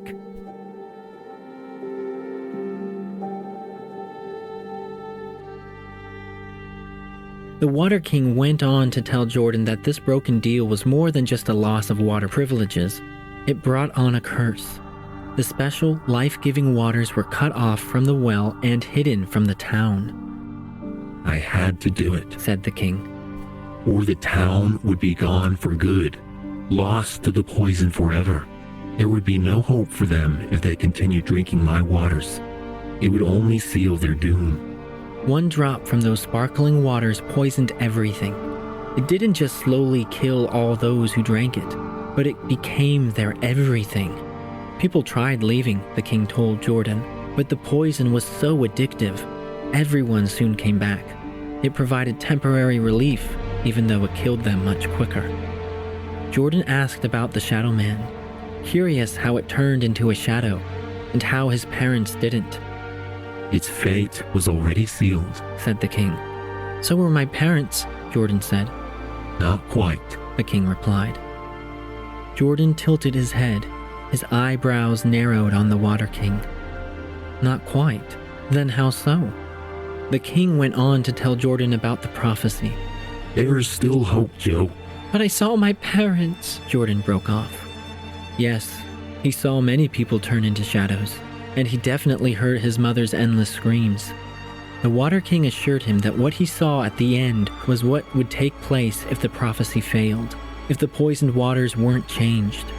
Jordan still didn't understand why it had to be this way, why he had to die to make it pure. This was where the king paused. He took in Jordan's sad and hopeless face. So brave, said the king. But you cannot do it. This made Jordan look up. Cannot do it? Can't do what? Die? Save his mother? But he was the pure one, the only one who was kept safe from the poison all these years. Yes, he had to be the one. The prophecy said so. Otherwise, it would fail. But Jordan was told something he never thought about. The king told him that he, Jordan, was one of them. tainted, poisoned, trapped.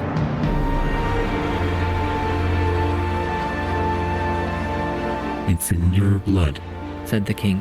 the moment you were conceived. It made sense. Jordan's parents had the poison in themselves, in their blood. No amount of outside protection could keep the poison from spreading on the inside, from it being passed on to their children, onto Jordan, Your parents thought they could save you, said the king. but they didn't know. So all these years tucked away in the woods did nothing. All those times staying home while his mother went to town, meaningless. All that effort, making sure he met no one. All those basins of rainwater. All that hope that one day he could leave. It was all for nothing. Nothing. This news might have been the worst news of all. It made his breathing stop, his eyes droop, his mind go blank. All Jordan could do now was feel the full weight of helplessness settle on him. It pulled him down into hopelessness. So the prophecy Jordan said quietly. isn't true. I can't save them. No, Said the king. Those words stuck with Jordan during the silence. It felt like a really long time.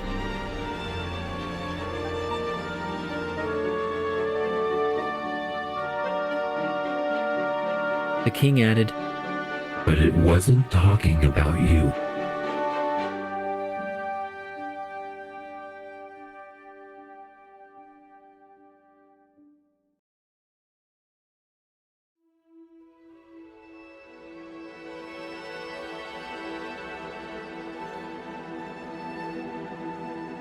Part 7. The Well.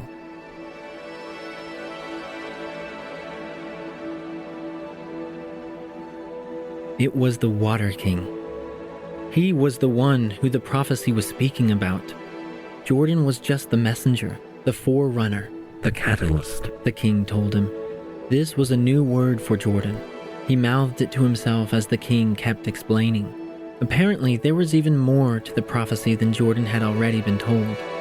The Water King spoke kindly when he asked the waters to sing it to Jordan one last time. This time, all the way through. So they did.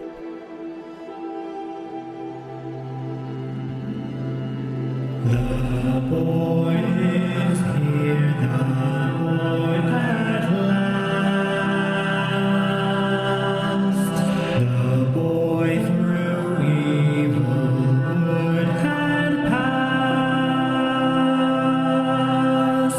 and now is here to tell the king that he would end the water's sting.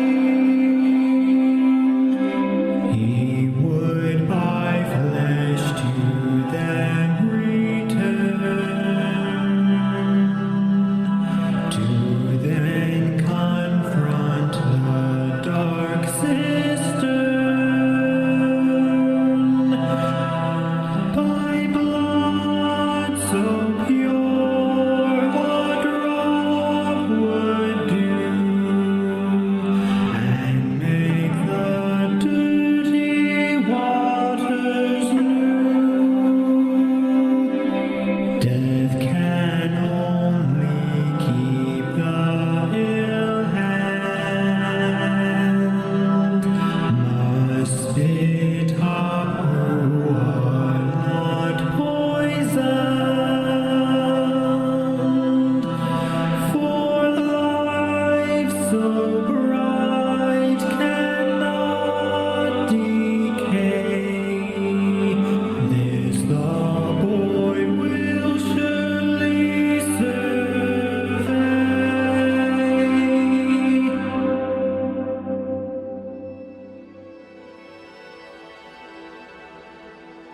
So Jordan would watch whatever it was that was meant to happen. This was his purpose. This was the plan. To see the Water King die, not to be the one to do it himself. It was a bit of a relief, Jordan came to think of it.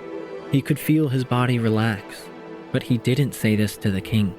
Was he really supposed to be happy that another person was taking his place? There was still concern on the boy's face. The Water King noticed this. It was about his mother. Jordan still couldn't get her screams out of his head. She's not gone yet, the king said tenderly.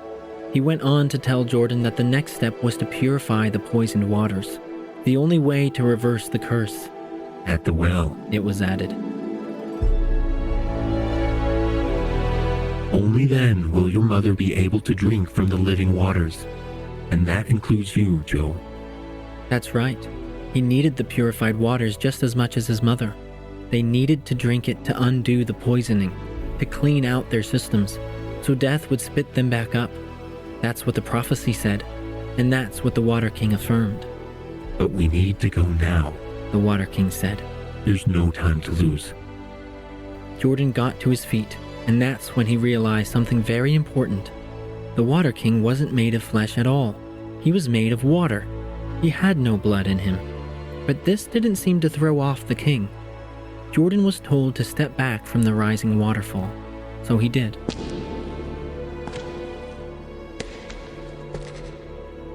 The king, who had been inside that waterfall this whole time, maybe forever, stretched out his hand. Skin appeared as his arm went through the watery curtain. His face came out next, but the watery crown disappeared. Jordan thought maybe a real golden one would replace it, but only a head full of hair was showing. Whoa! Ah! The king fell on the flat, stony ground, completely naked, bent over, weak. Yes, the Water King was all skin now, which meant there must be blood in him too, blood to give.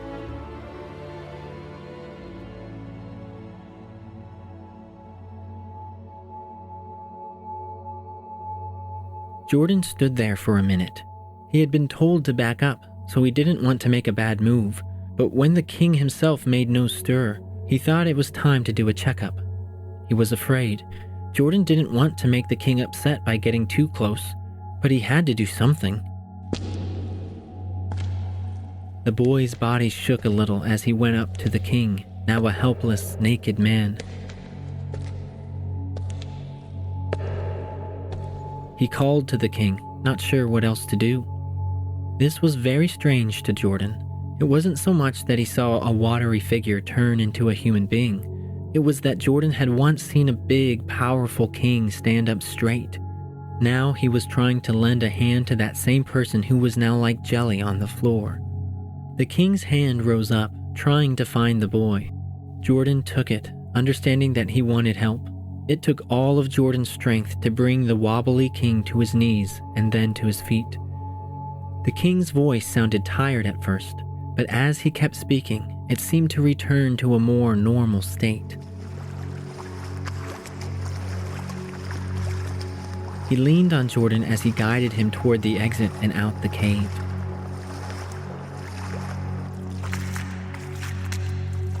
There was a small gathering of meadow people outside the entrance. They all bowed low as Jordan and the king stepped out into the bright outdoors. It took a moment for the boy to realize that what the people were doing didn't have to do with him. It was the Water King they were paying tribute to. It was interesting to him that they recognized their ruler, now a human, and without clothes. Just as Jordan thought of it, a meadow person came to the front. It held a folded stack of what looked like sewed together leaves. Of course, it was leaves. The king touched the meadow person. It was a kind touch, a way to say thank you before taking the bundle of leaves. He unraveled it, and Jordan could tell it was the meadow people's attempt at making clothes. It was one long shirt, like a dress really, a summer dress. Jordan couldn't help but grin a little, thinking of his mother who often wore a similar warm-colored dress, and how he and her would dance around their house, sometimes to music, sometimes just to each other's laughs. Jordan turned serious once he noticed the king was eyeing him, but the king didn't look offended at all. Still, Jordan guessed the king knew why he was smiling. Some people from the gathering helped the king put it on. Yes, it was a dress, and it didn't look that comfortable, but the king seemed very happy with his gift. He would definitely be cold once they went back to the other side. Well, at least he wasn't naked anymore. Then something odd happened. The meadow people started crying. Crying. Jordan had never seen an emotion like that come out of a meadow person before, but the king explained that they knew what he was about to do. Jordan told him how they hadn't seemed to understand his own pain, but the king told him their memories of humans were wiped clean when the curse happened. Just for a time, The Water King added. until both lands are connected once again. So Jordan's world and the Water King's world would be joined back together one day? He liked that idea. Still, this didn't help him understand why the meadow people were emotional around the king and not him. They never knew what it was like to be without me, The king told Jordan. until now. Jordan imagined the meadow people and the waters and all the other creatures he didn't know about. He imagined them being really close to the king. It reminded him how he would feel sad and lonely when his mother went into town alone, even just for a few hours. He had always wanted to go with her, but she insisted on traveling alone. Jordan had understood, but it didn't make it any easier.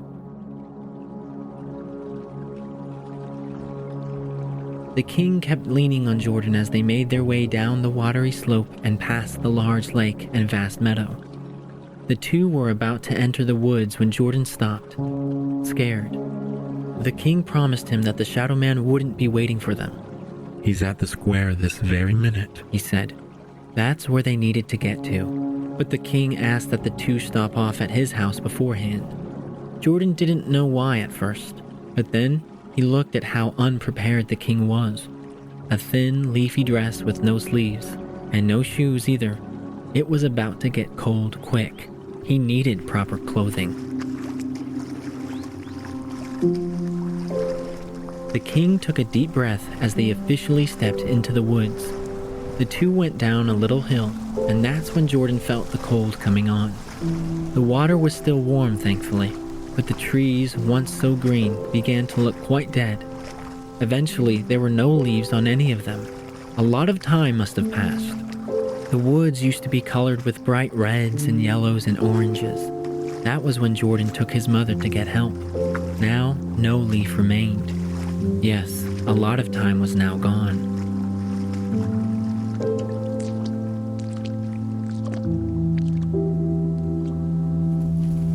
The king seemed to know where to go.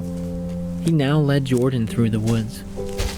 It was a long walk, but the king finally got his footing. Jordan didn't have to be his support after a short while.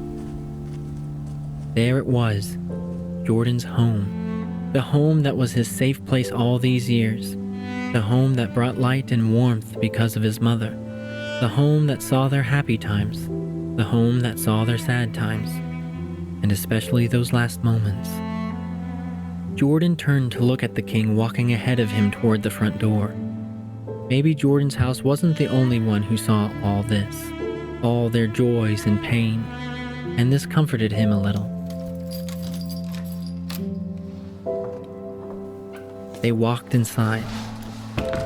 Jordan's first glance was to the left, his mother's room, that bed now empty. There was a chill in the air, like some type of cold wind coming from that place. Jordan decided to avoid it. The king walked around in the kitchen. He looked in cabinets but found nothing. Nothing that he was looking for, Jordan knew. It was food they needed. Both of them were feeling it. But that hope was gone now. The last can of soup went to his mother. The king told Jordan that he was thirsty. That, at least, Jordan could fix. He went over to the large basin near the window. A rush of cold wind came in as he slid it open.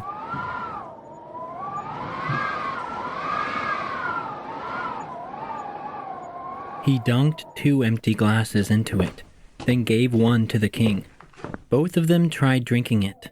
It felt colder than ice going down. The next stop was his father's room. This was the room his mother used to sleep in, but when she got sick, she decided to go to the one closest to the kitchen. She said she did this so she could make sure Jordan was doing his homework at the table, but really, it was so she could be closer to him, and Jordan liked that. Jordan turned on the closet light.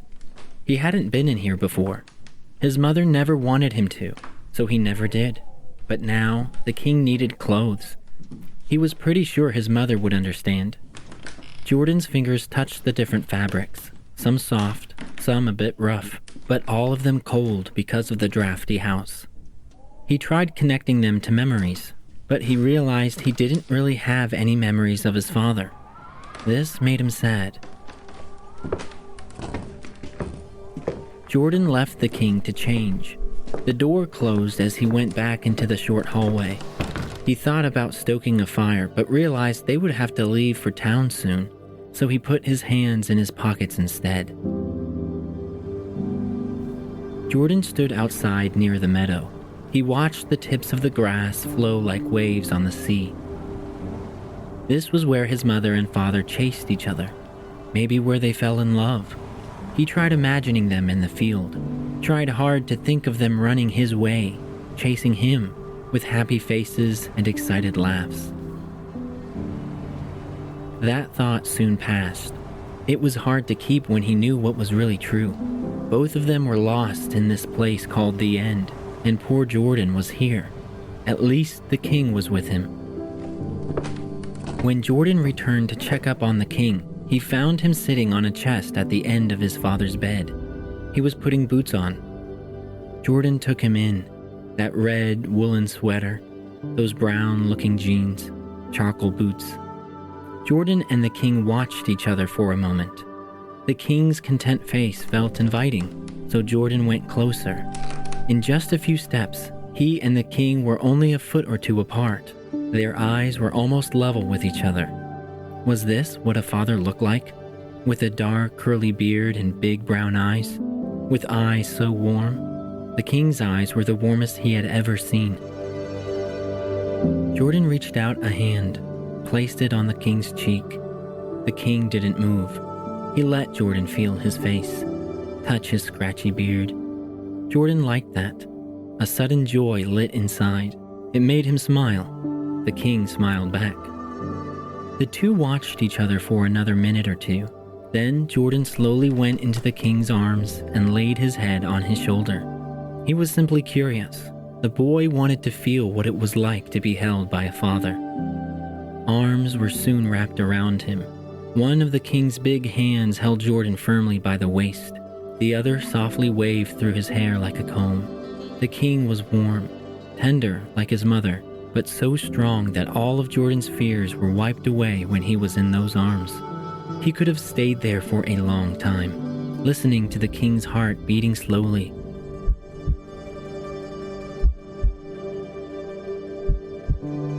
But after a few minutes, the king's arms let Jordan go. His big, firm hands were placed on his shoulders now, and the king told him that it was time to go, that the prophecy needed to be fulfilled. That's right, the prophecy. Being in his home with the king felt like home. He sighed, knowing in his heart that this couldn't last forever, so he nodded. They put on hats and gloves and extra coats to keep themselves warm. Jordan took one final look at his mother's bed as they went out the door for the last time.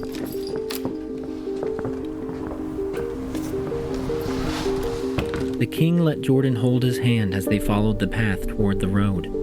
Jordan didn't want to let go. It was like having a father, finally, even if it was only for a little bit longer. Jordan tried having some conversation with the king. He wanted to know what it was like being a king, what it was like to live on the other side, how it felt to turn into a man, why he let the town get poisoned just to get himself killed for it. But the king was strangely quiet. When Jordan looked up to see his face, there was fear in the king's eyes. Fear and sadness. He could feel the king's hand shake as he held it. In the end, the two walked in silence. Jordan gripped the king's hand tightly. The king gripped back.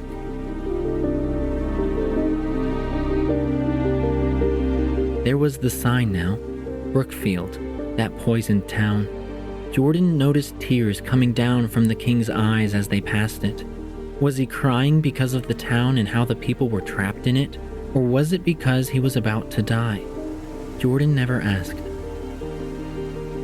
Before the two even saw any buildings, they could hear it.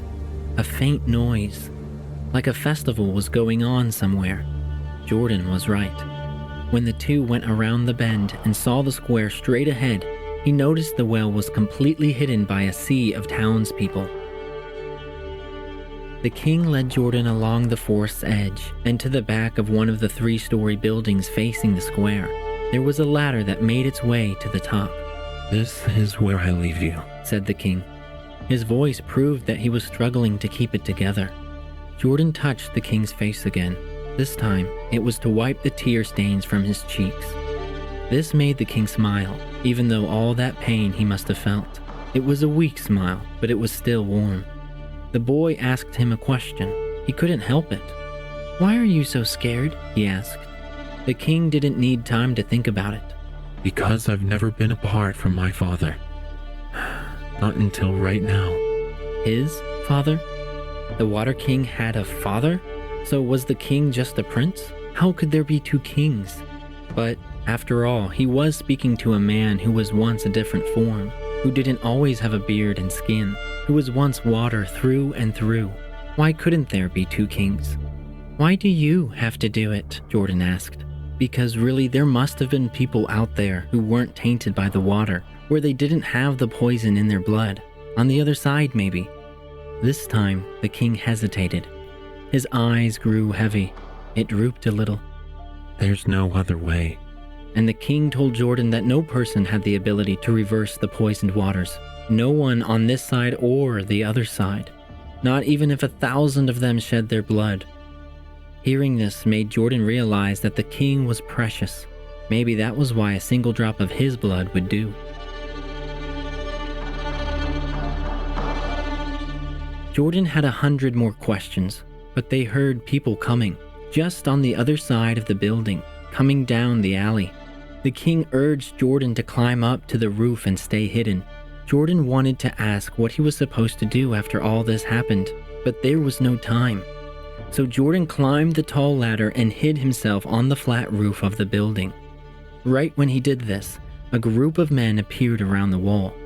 "Don't recognize this one," said one of them in a raspy voice.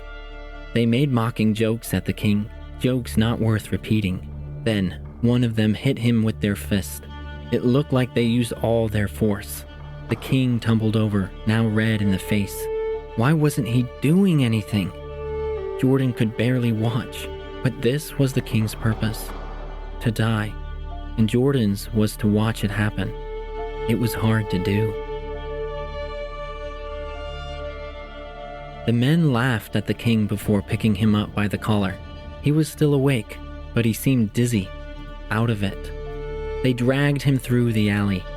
Jordan crawled along the roof to the other side, surveying the square and the well in the middle. But he saw much more than that.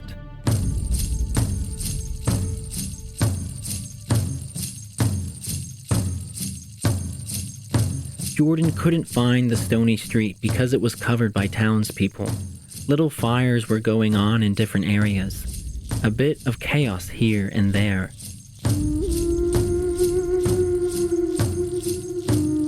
The crowd opened up like a seam, making way for the king and the men carrying him. There were chants and laughs that sounded very mean.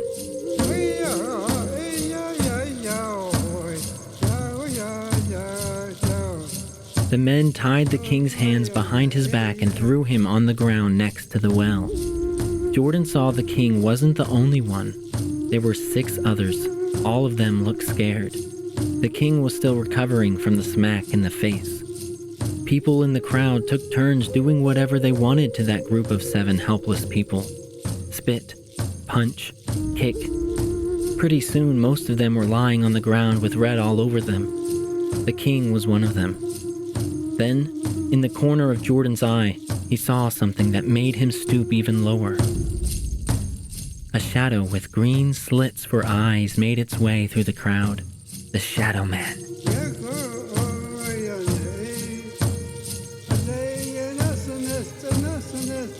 This scene reminded Jordan of one of the memories he saw in the upside-down pool. That scene where the Shadow Man forced innocent people to drink the water. Was this something they did every year? Did they kidnap people from other towns and force them here just for fun? Did those prisoners know what was about to happen? A frozen chill crawled up Jordan's body. The Shadow Man walked around the tied-up people, taking in the sight with great joy. But once it caught sight of the king's face, its own fell. Was the Shadow Man not expecting the king? How did it know what the king looked like? Well, it made sense, Jordan thought. The meadow people were able to recognize the king in his human form, and the Shadow Man was one of them at one point. Surprised. That's a good word. The Shadow Man looked very surprised. Then a mixture of fear and anger appeared. Jordan thought the Shadow Man would be jumping for joy at seeing the king, knowing it had him. But it was quite the opposite.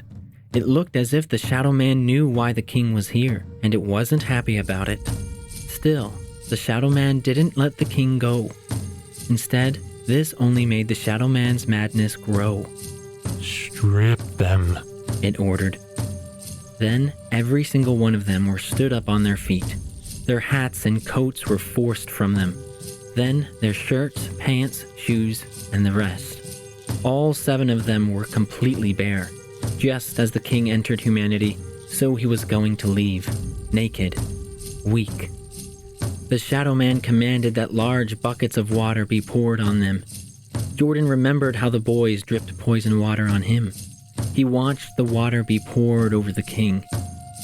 Then, something he didn't expect happened. All 7 of them let out terrible screams.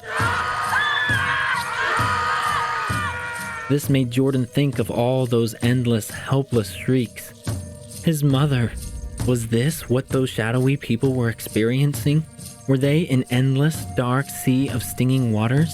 Was that their punishment? Well, this was the king's punishment. A punishment he didn't deserve. His body was burned red. All of the prisoners were that way. But the Shadow Man had a second and a third bucket dumped on the king alone. The king fell over and wouldn't get up. This made the Shadow Man happy again. Jordan noticed a fight taking place in the crowd, right in front of the king. It looked as if they were each wanting to hurt him. Instead, they began pulling each other, seeing who would win out. At one point, one of the 2 was sliced in the face with the other's knife. Jordan watched as that wounded man fell. His face was next to the king's. And then, another thing he didn't expect happened. He saw the king staring at the hurt man right beside him. He stretched out his hand. It looked difficult to do with all the pain he was in, but still he stretched it out. And the king placed his hand on the wounded man's face. Before Jordan could really take in the moment, the man's face was completely healed. This didn't make the man look grateful. It made him look very afraid, actually. Afraid of the king. Soon, the man ran away and was lost in the crowd. The man that won the fight got his prize. He poured more water on the king, this time with slow dribbles, like the boys who had hurt Jordan in the woods. The Shadow Man eventually shooed the man away. It wanted to get on with the evening. All 7 of the naked, burned prisoners were driven in a line. The Shadow Man directed some townspeople to force the waters down people's throats. Some resisted, but none of them were able to stop them. Once it went down their throats, they began choking, like Jordan's mother and father. But when it came to the king, it was the Shadow Man who faced him. It became a stare down, those green eyes against those deep brown ones. The Shadow Man pinched the king's jaws, trying to force his mouth open. For the first time, the king resisted. The Shadow Man tried harder. It wouldn't open. Then, the Shadow Man had men try to open the king's mouth for him. This also didn't work. Somehow, the king was able to keep his mouth shut. This made the Shadow Man very angry. Without thought, the Shadow Man waved its arm. A large red line was slashed over the king's stomach. The redness grew and grew. "Dunk him," said the shadow man. Many men closed in on the king and tied a thick rope around him, a rope that was tied to the top of the well. Then many other men tugged on the rope. The king was forced into the air, right above the well. Jordan saw the king look his way. It was that look that he knew meant goodbye. Jordan couldn't help but feel a sharp pain right where his heart was. Then the men let go of the rope, and the king quickly disappeared into the well. Gone.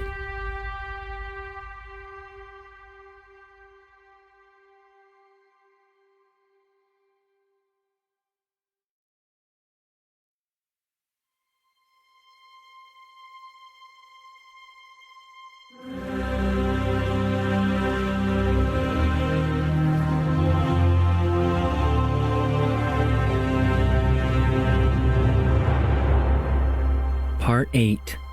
The End.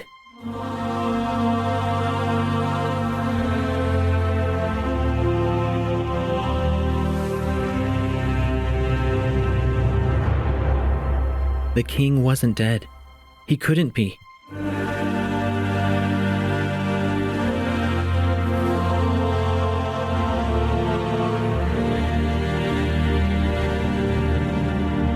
Jordan wouldn't let the thought in. Not at first. But when the shadow man let out a terrible laugh, he realized it was over.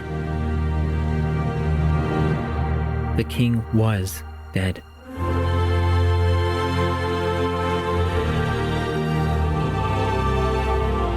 Jordan knew it. He knew this was going to happen. But unlike those townspeople, Jordan knew what it meant.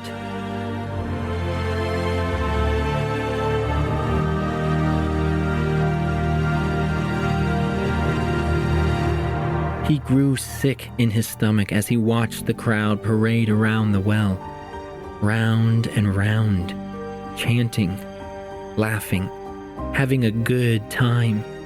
This was far from how Jordan felt about all this. He wasn't expecting it, but it was about the worst pain he ever felt. Maybe even worse than losing his mother. Sure, he didn't know the king for very long, but he felt as if he had come to know him well enough. After seeing all the king had left behind just to die in a poisoned well, Jordan felt for him. He also missed his strong hugs, his firm hands. He missed the king looking at him with those warm eyes. Jordan cupped his ears with his hands. He wanted the townspeople to stop. The noise only made it more painful, but it went on and on for hours. Jordan lay down on the flat roof and tried focusing on the crystal clear sky. That big, bright moon, all those little stars. It was impossible.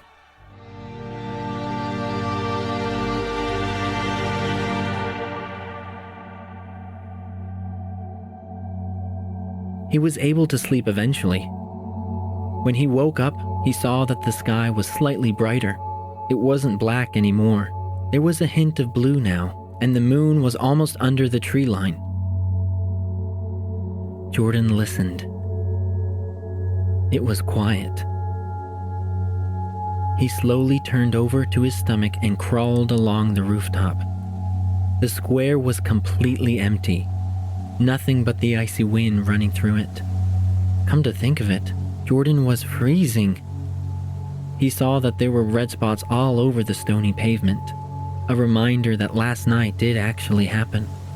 He wondered if anyone would ever clean that up. Jordan's eyes focused on the well. The king's body still had to be there, lifeless. There was a sharp pang of anger. He didn't want the king to be left in that place. Did people have no heart? He was going to do it. He would try to get the king's body back up somehow. Jordan didn't know how he would do that, or even how he would get in there safely, but this was what he was going to do. The prophecy didn't bind him to sit and watch anymore. In fact, Jordan didn't know exactly what was going to happen next. The first thing to do was to get off that roof. So Jordan slipped down the ladder and hid himself in the alleyway. He glanced around the square one last time. No one. He ran quietly to the well and looked in. It was too dark in there. He couldn't make out anything, and the rope was gone. The men from the crowd must have thrown it in with the king. The fires weren't burning anymore, but Jordan went over to find hot coals still glowing. He could make a fire if he wanted to. His mother taught him years ago, so he could learn how to light the fireplace. Jordan realized now that she was preparing him for his survival when she would be gone, leaving him all by himself. Making a fire out here in the open was dangerous. Jordan knew that. But what other choice did he have? He was determined to find the king's body. Jordan went looking for some small twigs and larger branches. He even found a nice thick piece that could be used as a torch. It took about 10 minutes of trying before the fire caught. When it finally did start, Jordan realized he needed oil or something for the torch. There were a few rusty barrels near the back that had a skull and bones on it. Jordan had seen that in a textbook before. It was worth a shot. He went over to the barrels. Thankfully, the sky was getting a bit brighter now. He could read what was on there. Kerosene. Jordan never heard of that word. He wasn't sure if it would work, but he tried it anyway. He took off his coat and outer layers to get to his white undershirt. After he put the rest of his clothes back on, he wrapped his white shirt over the giant branch and knotted it. Then he dunked the shirt into the kerosene. Quickly. He had to do this quickly. Jordan ran back to the fire. Without any pause, the shirt lit up. The oil-like liquid must have worked. Back at the well, Jordan used the torch to see if he could see anything. It was faint. Maybe it was the bottom of the well. He wasn't sure. Jordan decided to drop the torch to see what might happen. Like he thought, it splashed into the water and the light disappeared. But this helped Jordan figure out how far down it was. Not that far, just like jumping off a tall diving board. The ones he would see in books. Of course, he never had the chance to jump off one himself. Yes, Jordan was going to do it. He didn't know what might happen next, but it seemed like a better place in there than being exposed out in the open, where he could get tortured, just like the king. Jordan wondered about the waters for a second. Should he even jump in there if it was going to hurt him? The waters hurt the innocent people. It burned the king very badly, but it never hurt him when the boys poured the poison on him. It never stung. Was it because it was already in his bloodstream?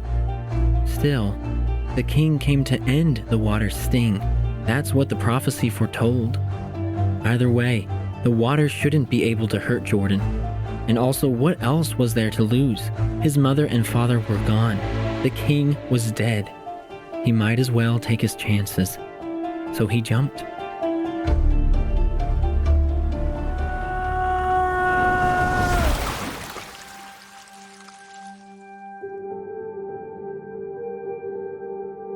Jordan couldn't feel the bottom of it. This was a big well, like a pool, but dark, and something else too. Warm. The waters were warm. What the king did must have worked. Jordan was thankful he could swim, or else he would likely drown. Come to think of it, the Water King was probably at the bottom of the well, far under the water. There was no way he could get the body back. He saw that now. It was hopeless. Just as sadness rose up in his chest, Jordan saw those green slits for eyes. Did the Shadow Man follow him in there? Or did it know to hide? To wait for him in this place? Jordan took in a deep breath and prepared himself for the pain, the coldness, the screams. But they never came. In fact, when he looked a little closer, the Shadow Man didn't seem to be staring at him at all. Its eyes were glossed over. Jordan wished he could see what was around him. It was very dark except for the hole at the top that showed the early morning sky. But he didn't need to wish for too long. The waters began to glow, like the healing waters on the other side. Pretty soon, the whole underground area could be seen. Jordan noticed that the Shadow Man was shaking, as if the waters were cold. It didn't seem big and mighty anymore. It looked helpless. If it had teeth, it would be chattering. Jordan saw something else too, the king's body. It was down there at the bottom. He was tempted to look away because he didn't want to remember the king like that. He wanted to think of the king's warm eyes looking back at him, but there was a glow that grew brighter and brighter, like a current within the waters. A swirling branch of light soon reached the king's body, and that's when it happened. The entire waters turned white. They were so bright they blinded Jordan. They did more than that too.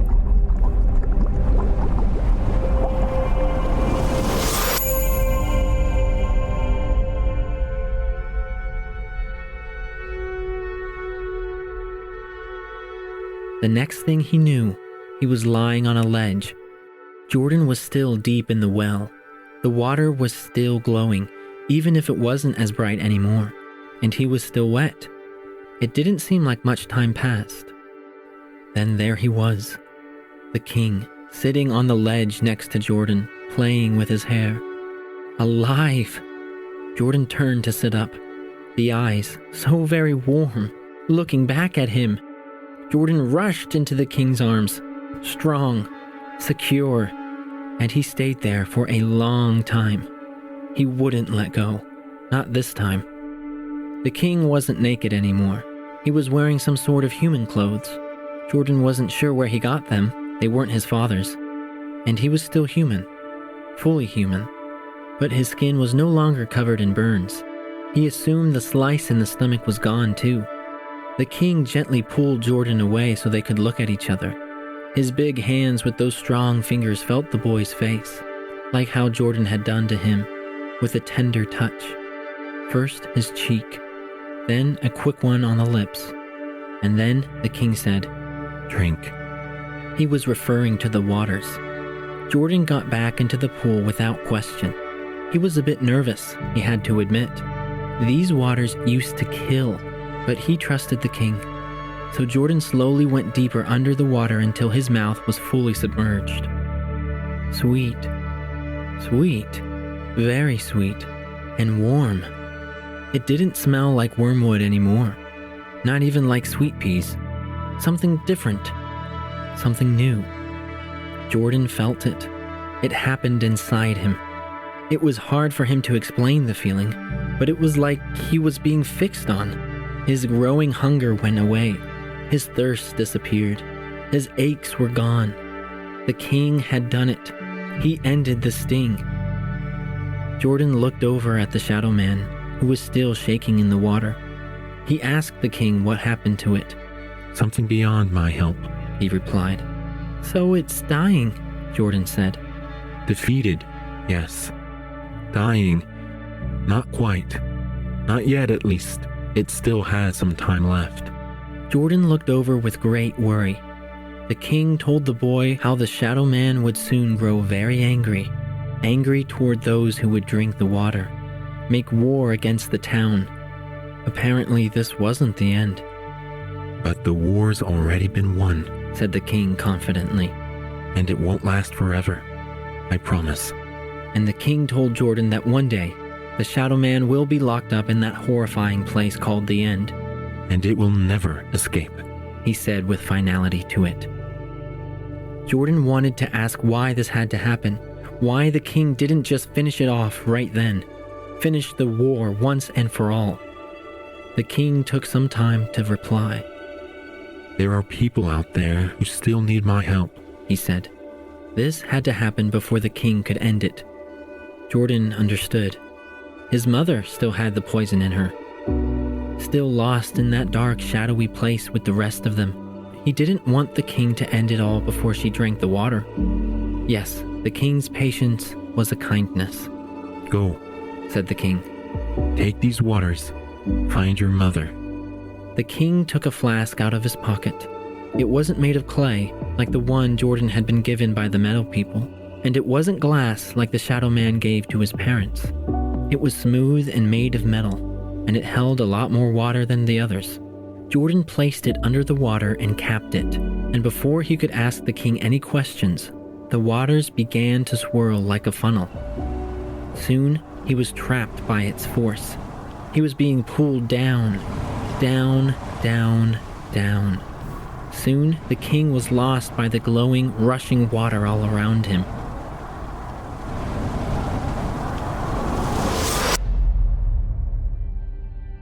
The warmth went cold, and Jordan found himself on land, a cold, wintry place, a place that looked a bit red from the dim sky. The end. All Jordan could make out were a few snow-covered hills and bodies. It was hard to see because the falling snow was thick here, and the wind was biting, but at least Jordan was still under his many layers of clothes, and somehow it was all suddenly dry now. This helped. The next thing he saw helped even more. The king was standing beside him. It was strange. The king was not dressed for the weather, but he seemed all right. He didn't even have any shoes on. The king stretched out his hand. Jordan took it. It kept him warm. The two walked on. For miles and miles, they passed iced-over bodies, sort of like statues. At one point, Jordan had to pause. The faces of these ones were familiar. The boys. The ones who attacked him in the woods. The ones who stole his medicine. The ones who tried killing him. They were now here, now dead and gone. Their eyes looked very cold. Was his mother this way too? It was odd that the king kept on moving, that he didn't seem to want to stop. When Jordan looked up, he found that the king was gone, nowhere to be seen. Jordan called out to the king, but there was no response. Jordan tried following the king's footprints, but became lost in the sea of bodies and newly fallen snow. Some more time passed before Jordan found people who were somehow alive. He could tell they were because their bodies were shaking. "Help!" Jordan heard. He quickly looked over to see a woman scrunched up on the ground, like the rest of them, but she held out her hand. "Please!" Help? How? Well, Jordan sort of knew. He was holding it in his hands. But this woman wasn't his mother. The king didn't tell him to help anyone else, and honestly, he didn't want to. He had to get to his mother as soon as possible. But the mixed pain in this woman's voice was hard to ignore. She did need help. That wasn't hard to tell. Jordan poured just a tiny bit of water into the cap before handing it to her. She drank it down quickly. In a single moment, her frozen body stopped shaking and began to move freely. The color of her skin turned back to normal, as if the ice inside her was melting. The woman grabbed his arm.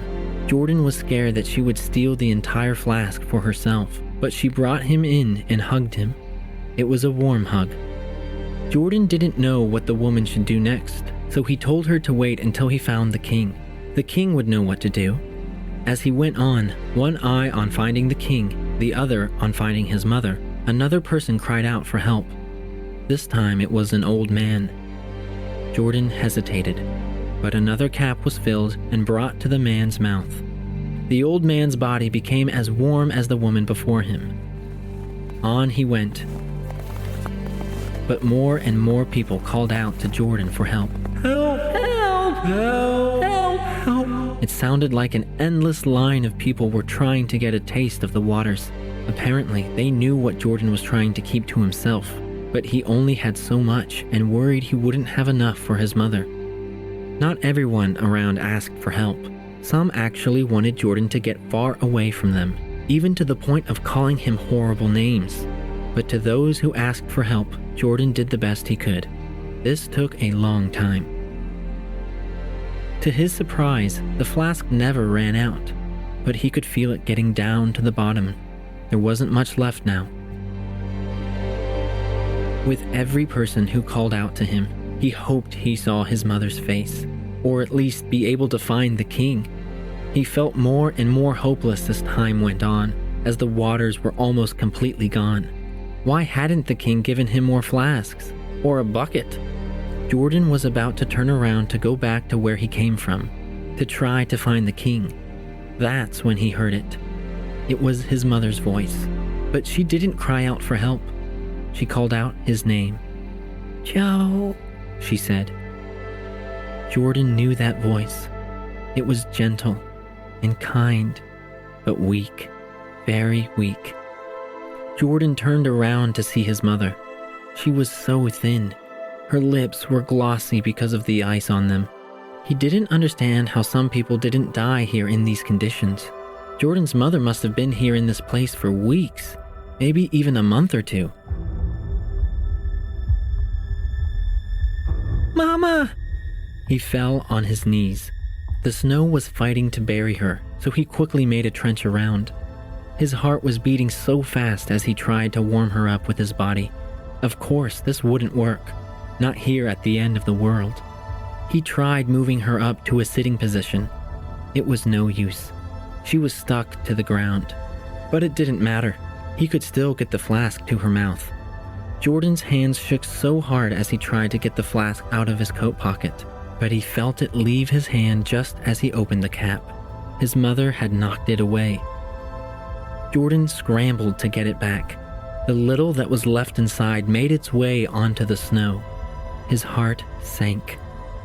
He quickly topped the flask. Yes, he could hear it. There was a tiny bit left. Ever so slight. Maybe just a few drops. Hopefully, this was enough. It had to be. Jordan had no other options left. Please, Mama, Jordan told her. This will heal you. But his mother held out an arm to stop him from putting it near her. Her face looked upset. She clearly didn't want it. Please, he begged, but she wouldn't have it. Not even a drop. Not for him, not even for herself.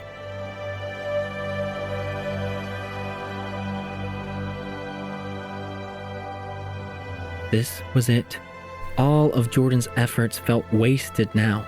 His journey into town to get the medicine, trying to give her the healing stream, the strength he used to help her through the woods, his time with the Water King, all of it, everything. It was all for nothing. She was going to die, be left in this terrible place, not because she wasn't allowed to live, but for some reason she didn't want to. Or at least she didn't want the only thing that could make her live. Please, Mama, Jordan whined. Tears began pouring down his face as he placed his hand on her frozen cheeks.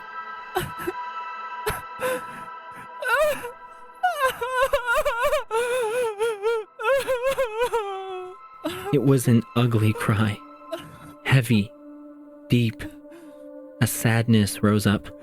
It felt more powerful than anything he felt before. A hopelessness that tugged harder on him now more than ever.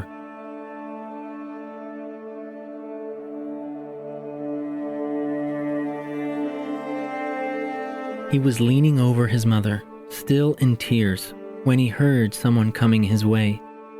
Jordan looked up. It was the Water King. Finally, he was here.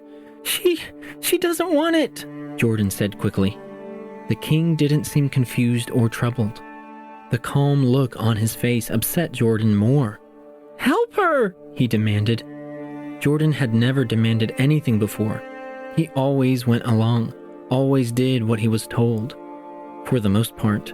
You promised! His shouts turned to whines.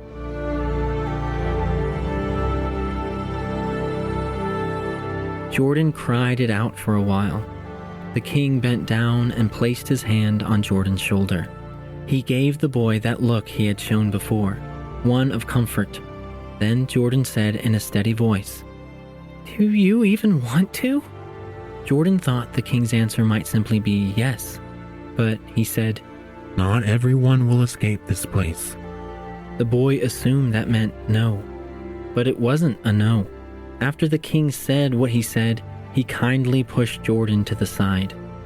His mother looked at the king, who looked down at her.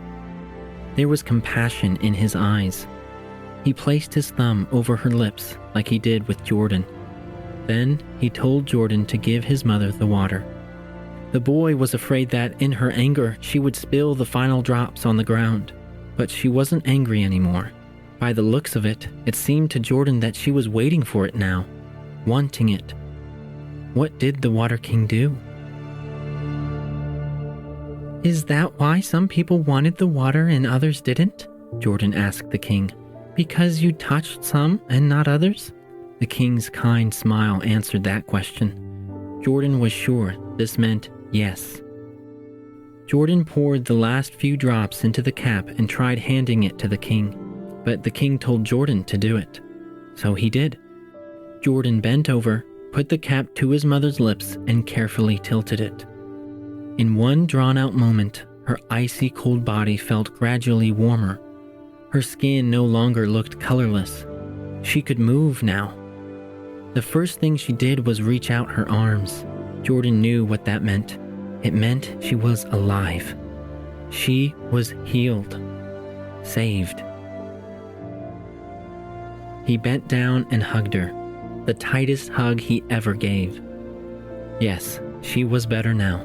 Those eyes were warm, and so were her hands, very warm. And even though she was shaking because of the wind, Jordan knew she would be okay. The king was right beside them, watching them, smiling, laughing. Jordan's mother saw this and pulled the king in by his shirt. Then they were all huddled together, warm and safe and happy.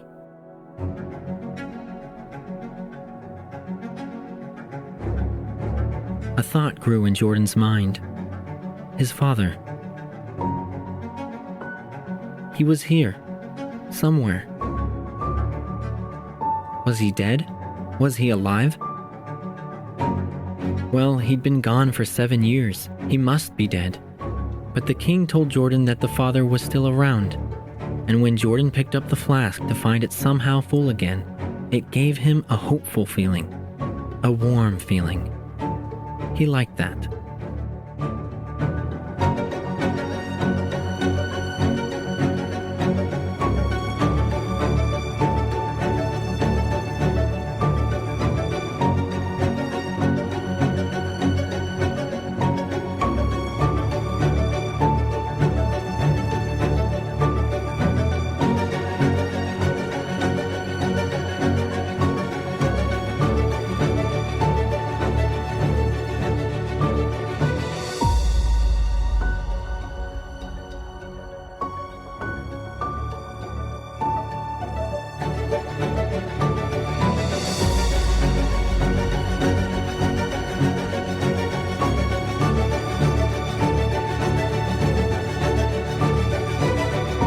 You've reached the end of the story.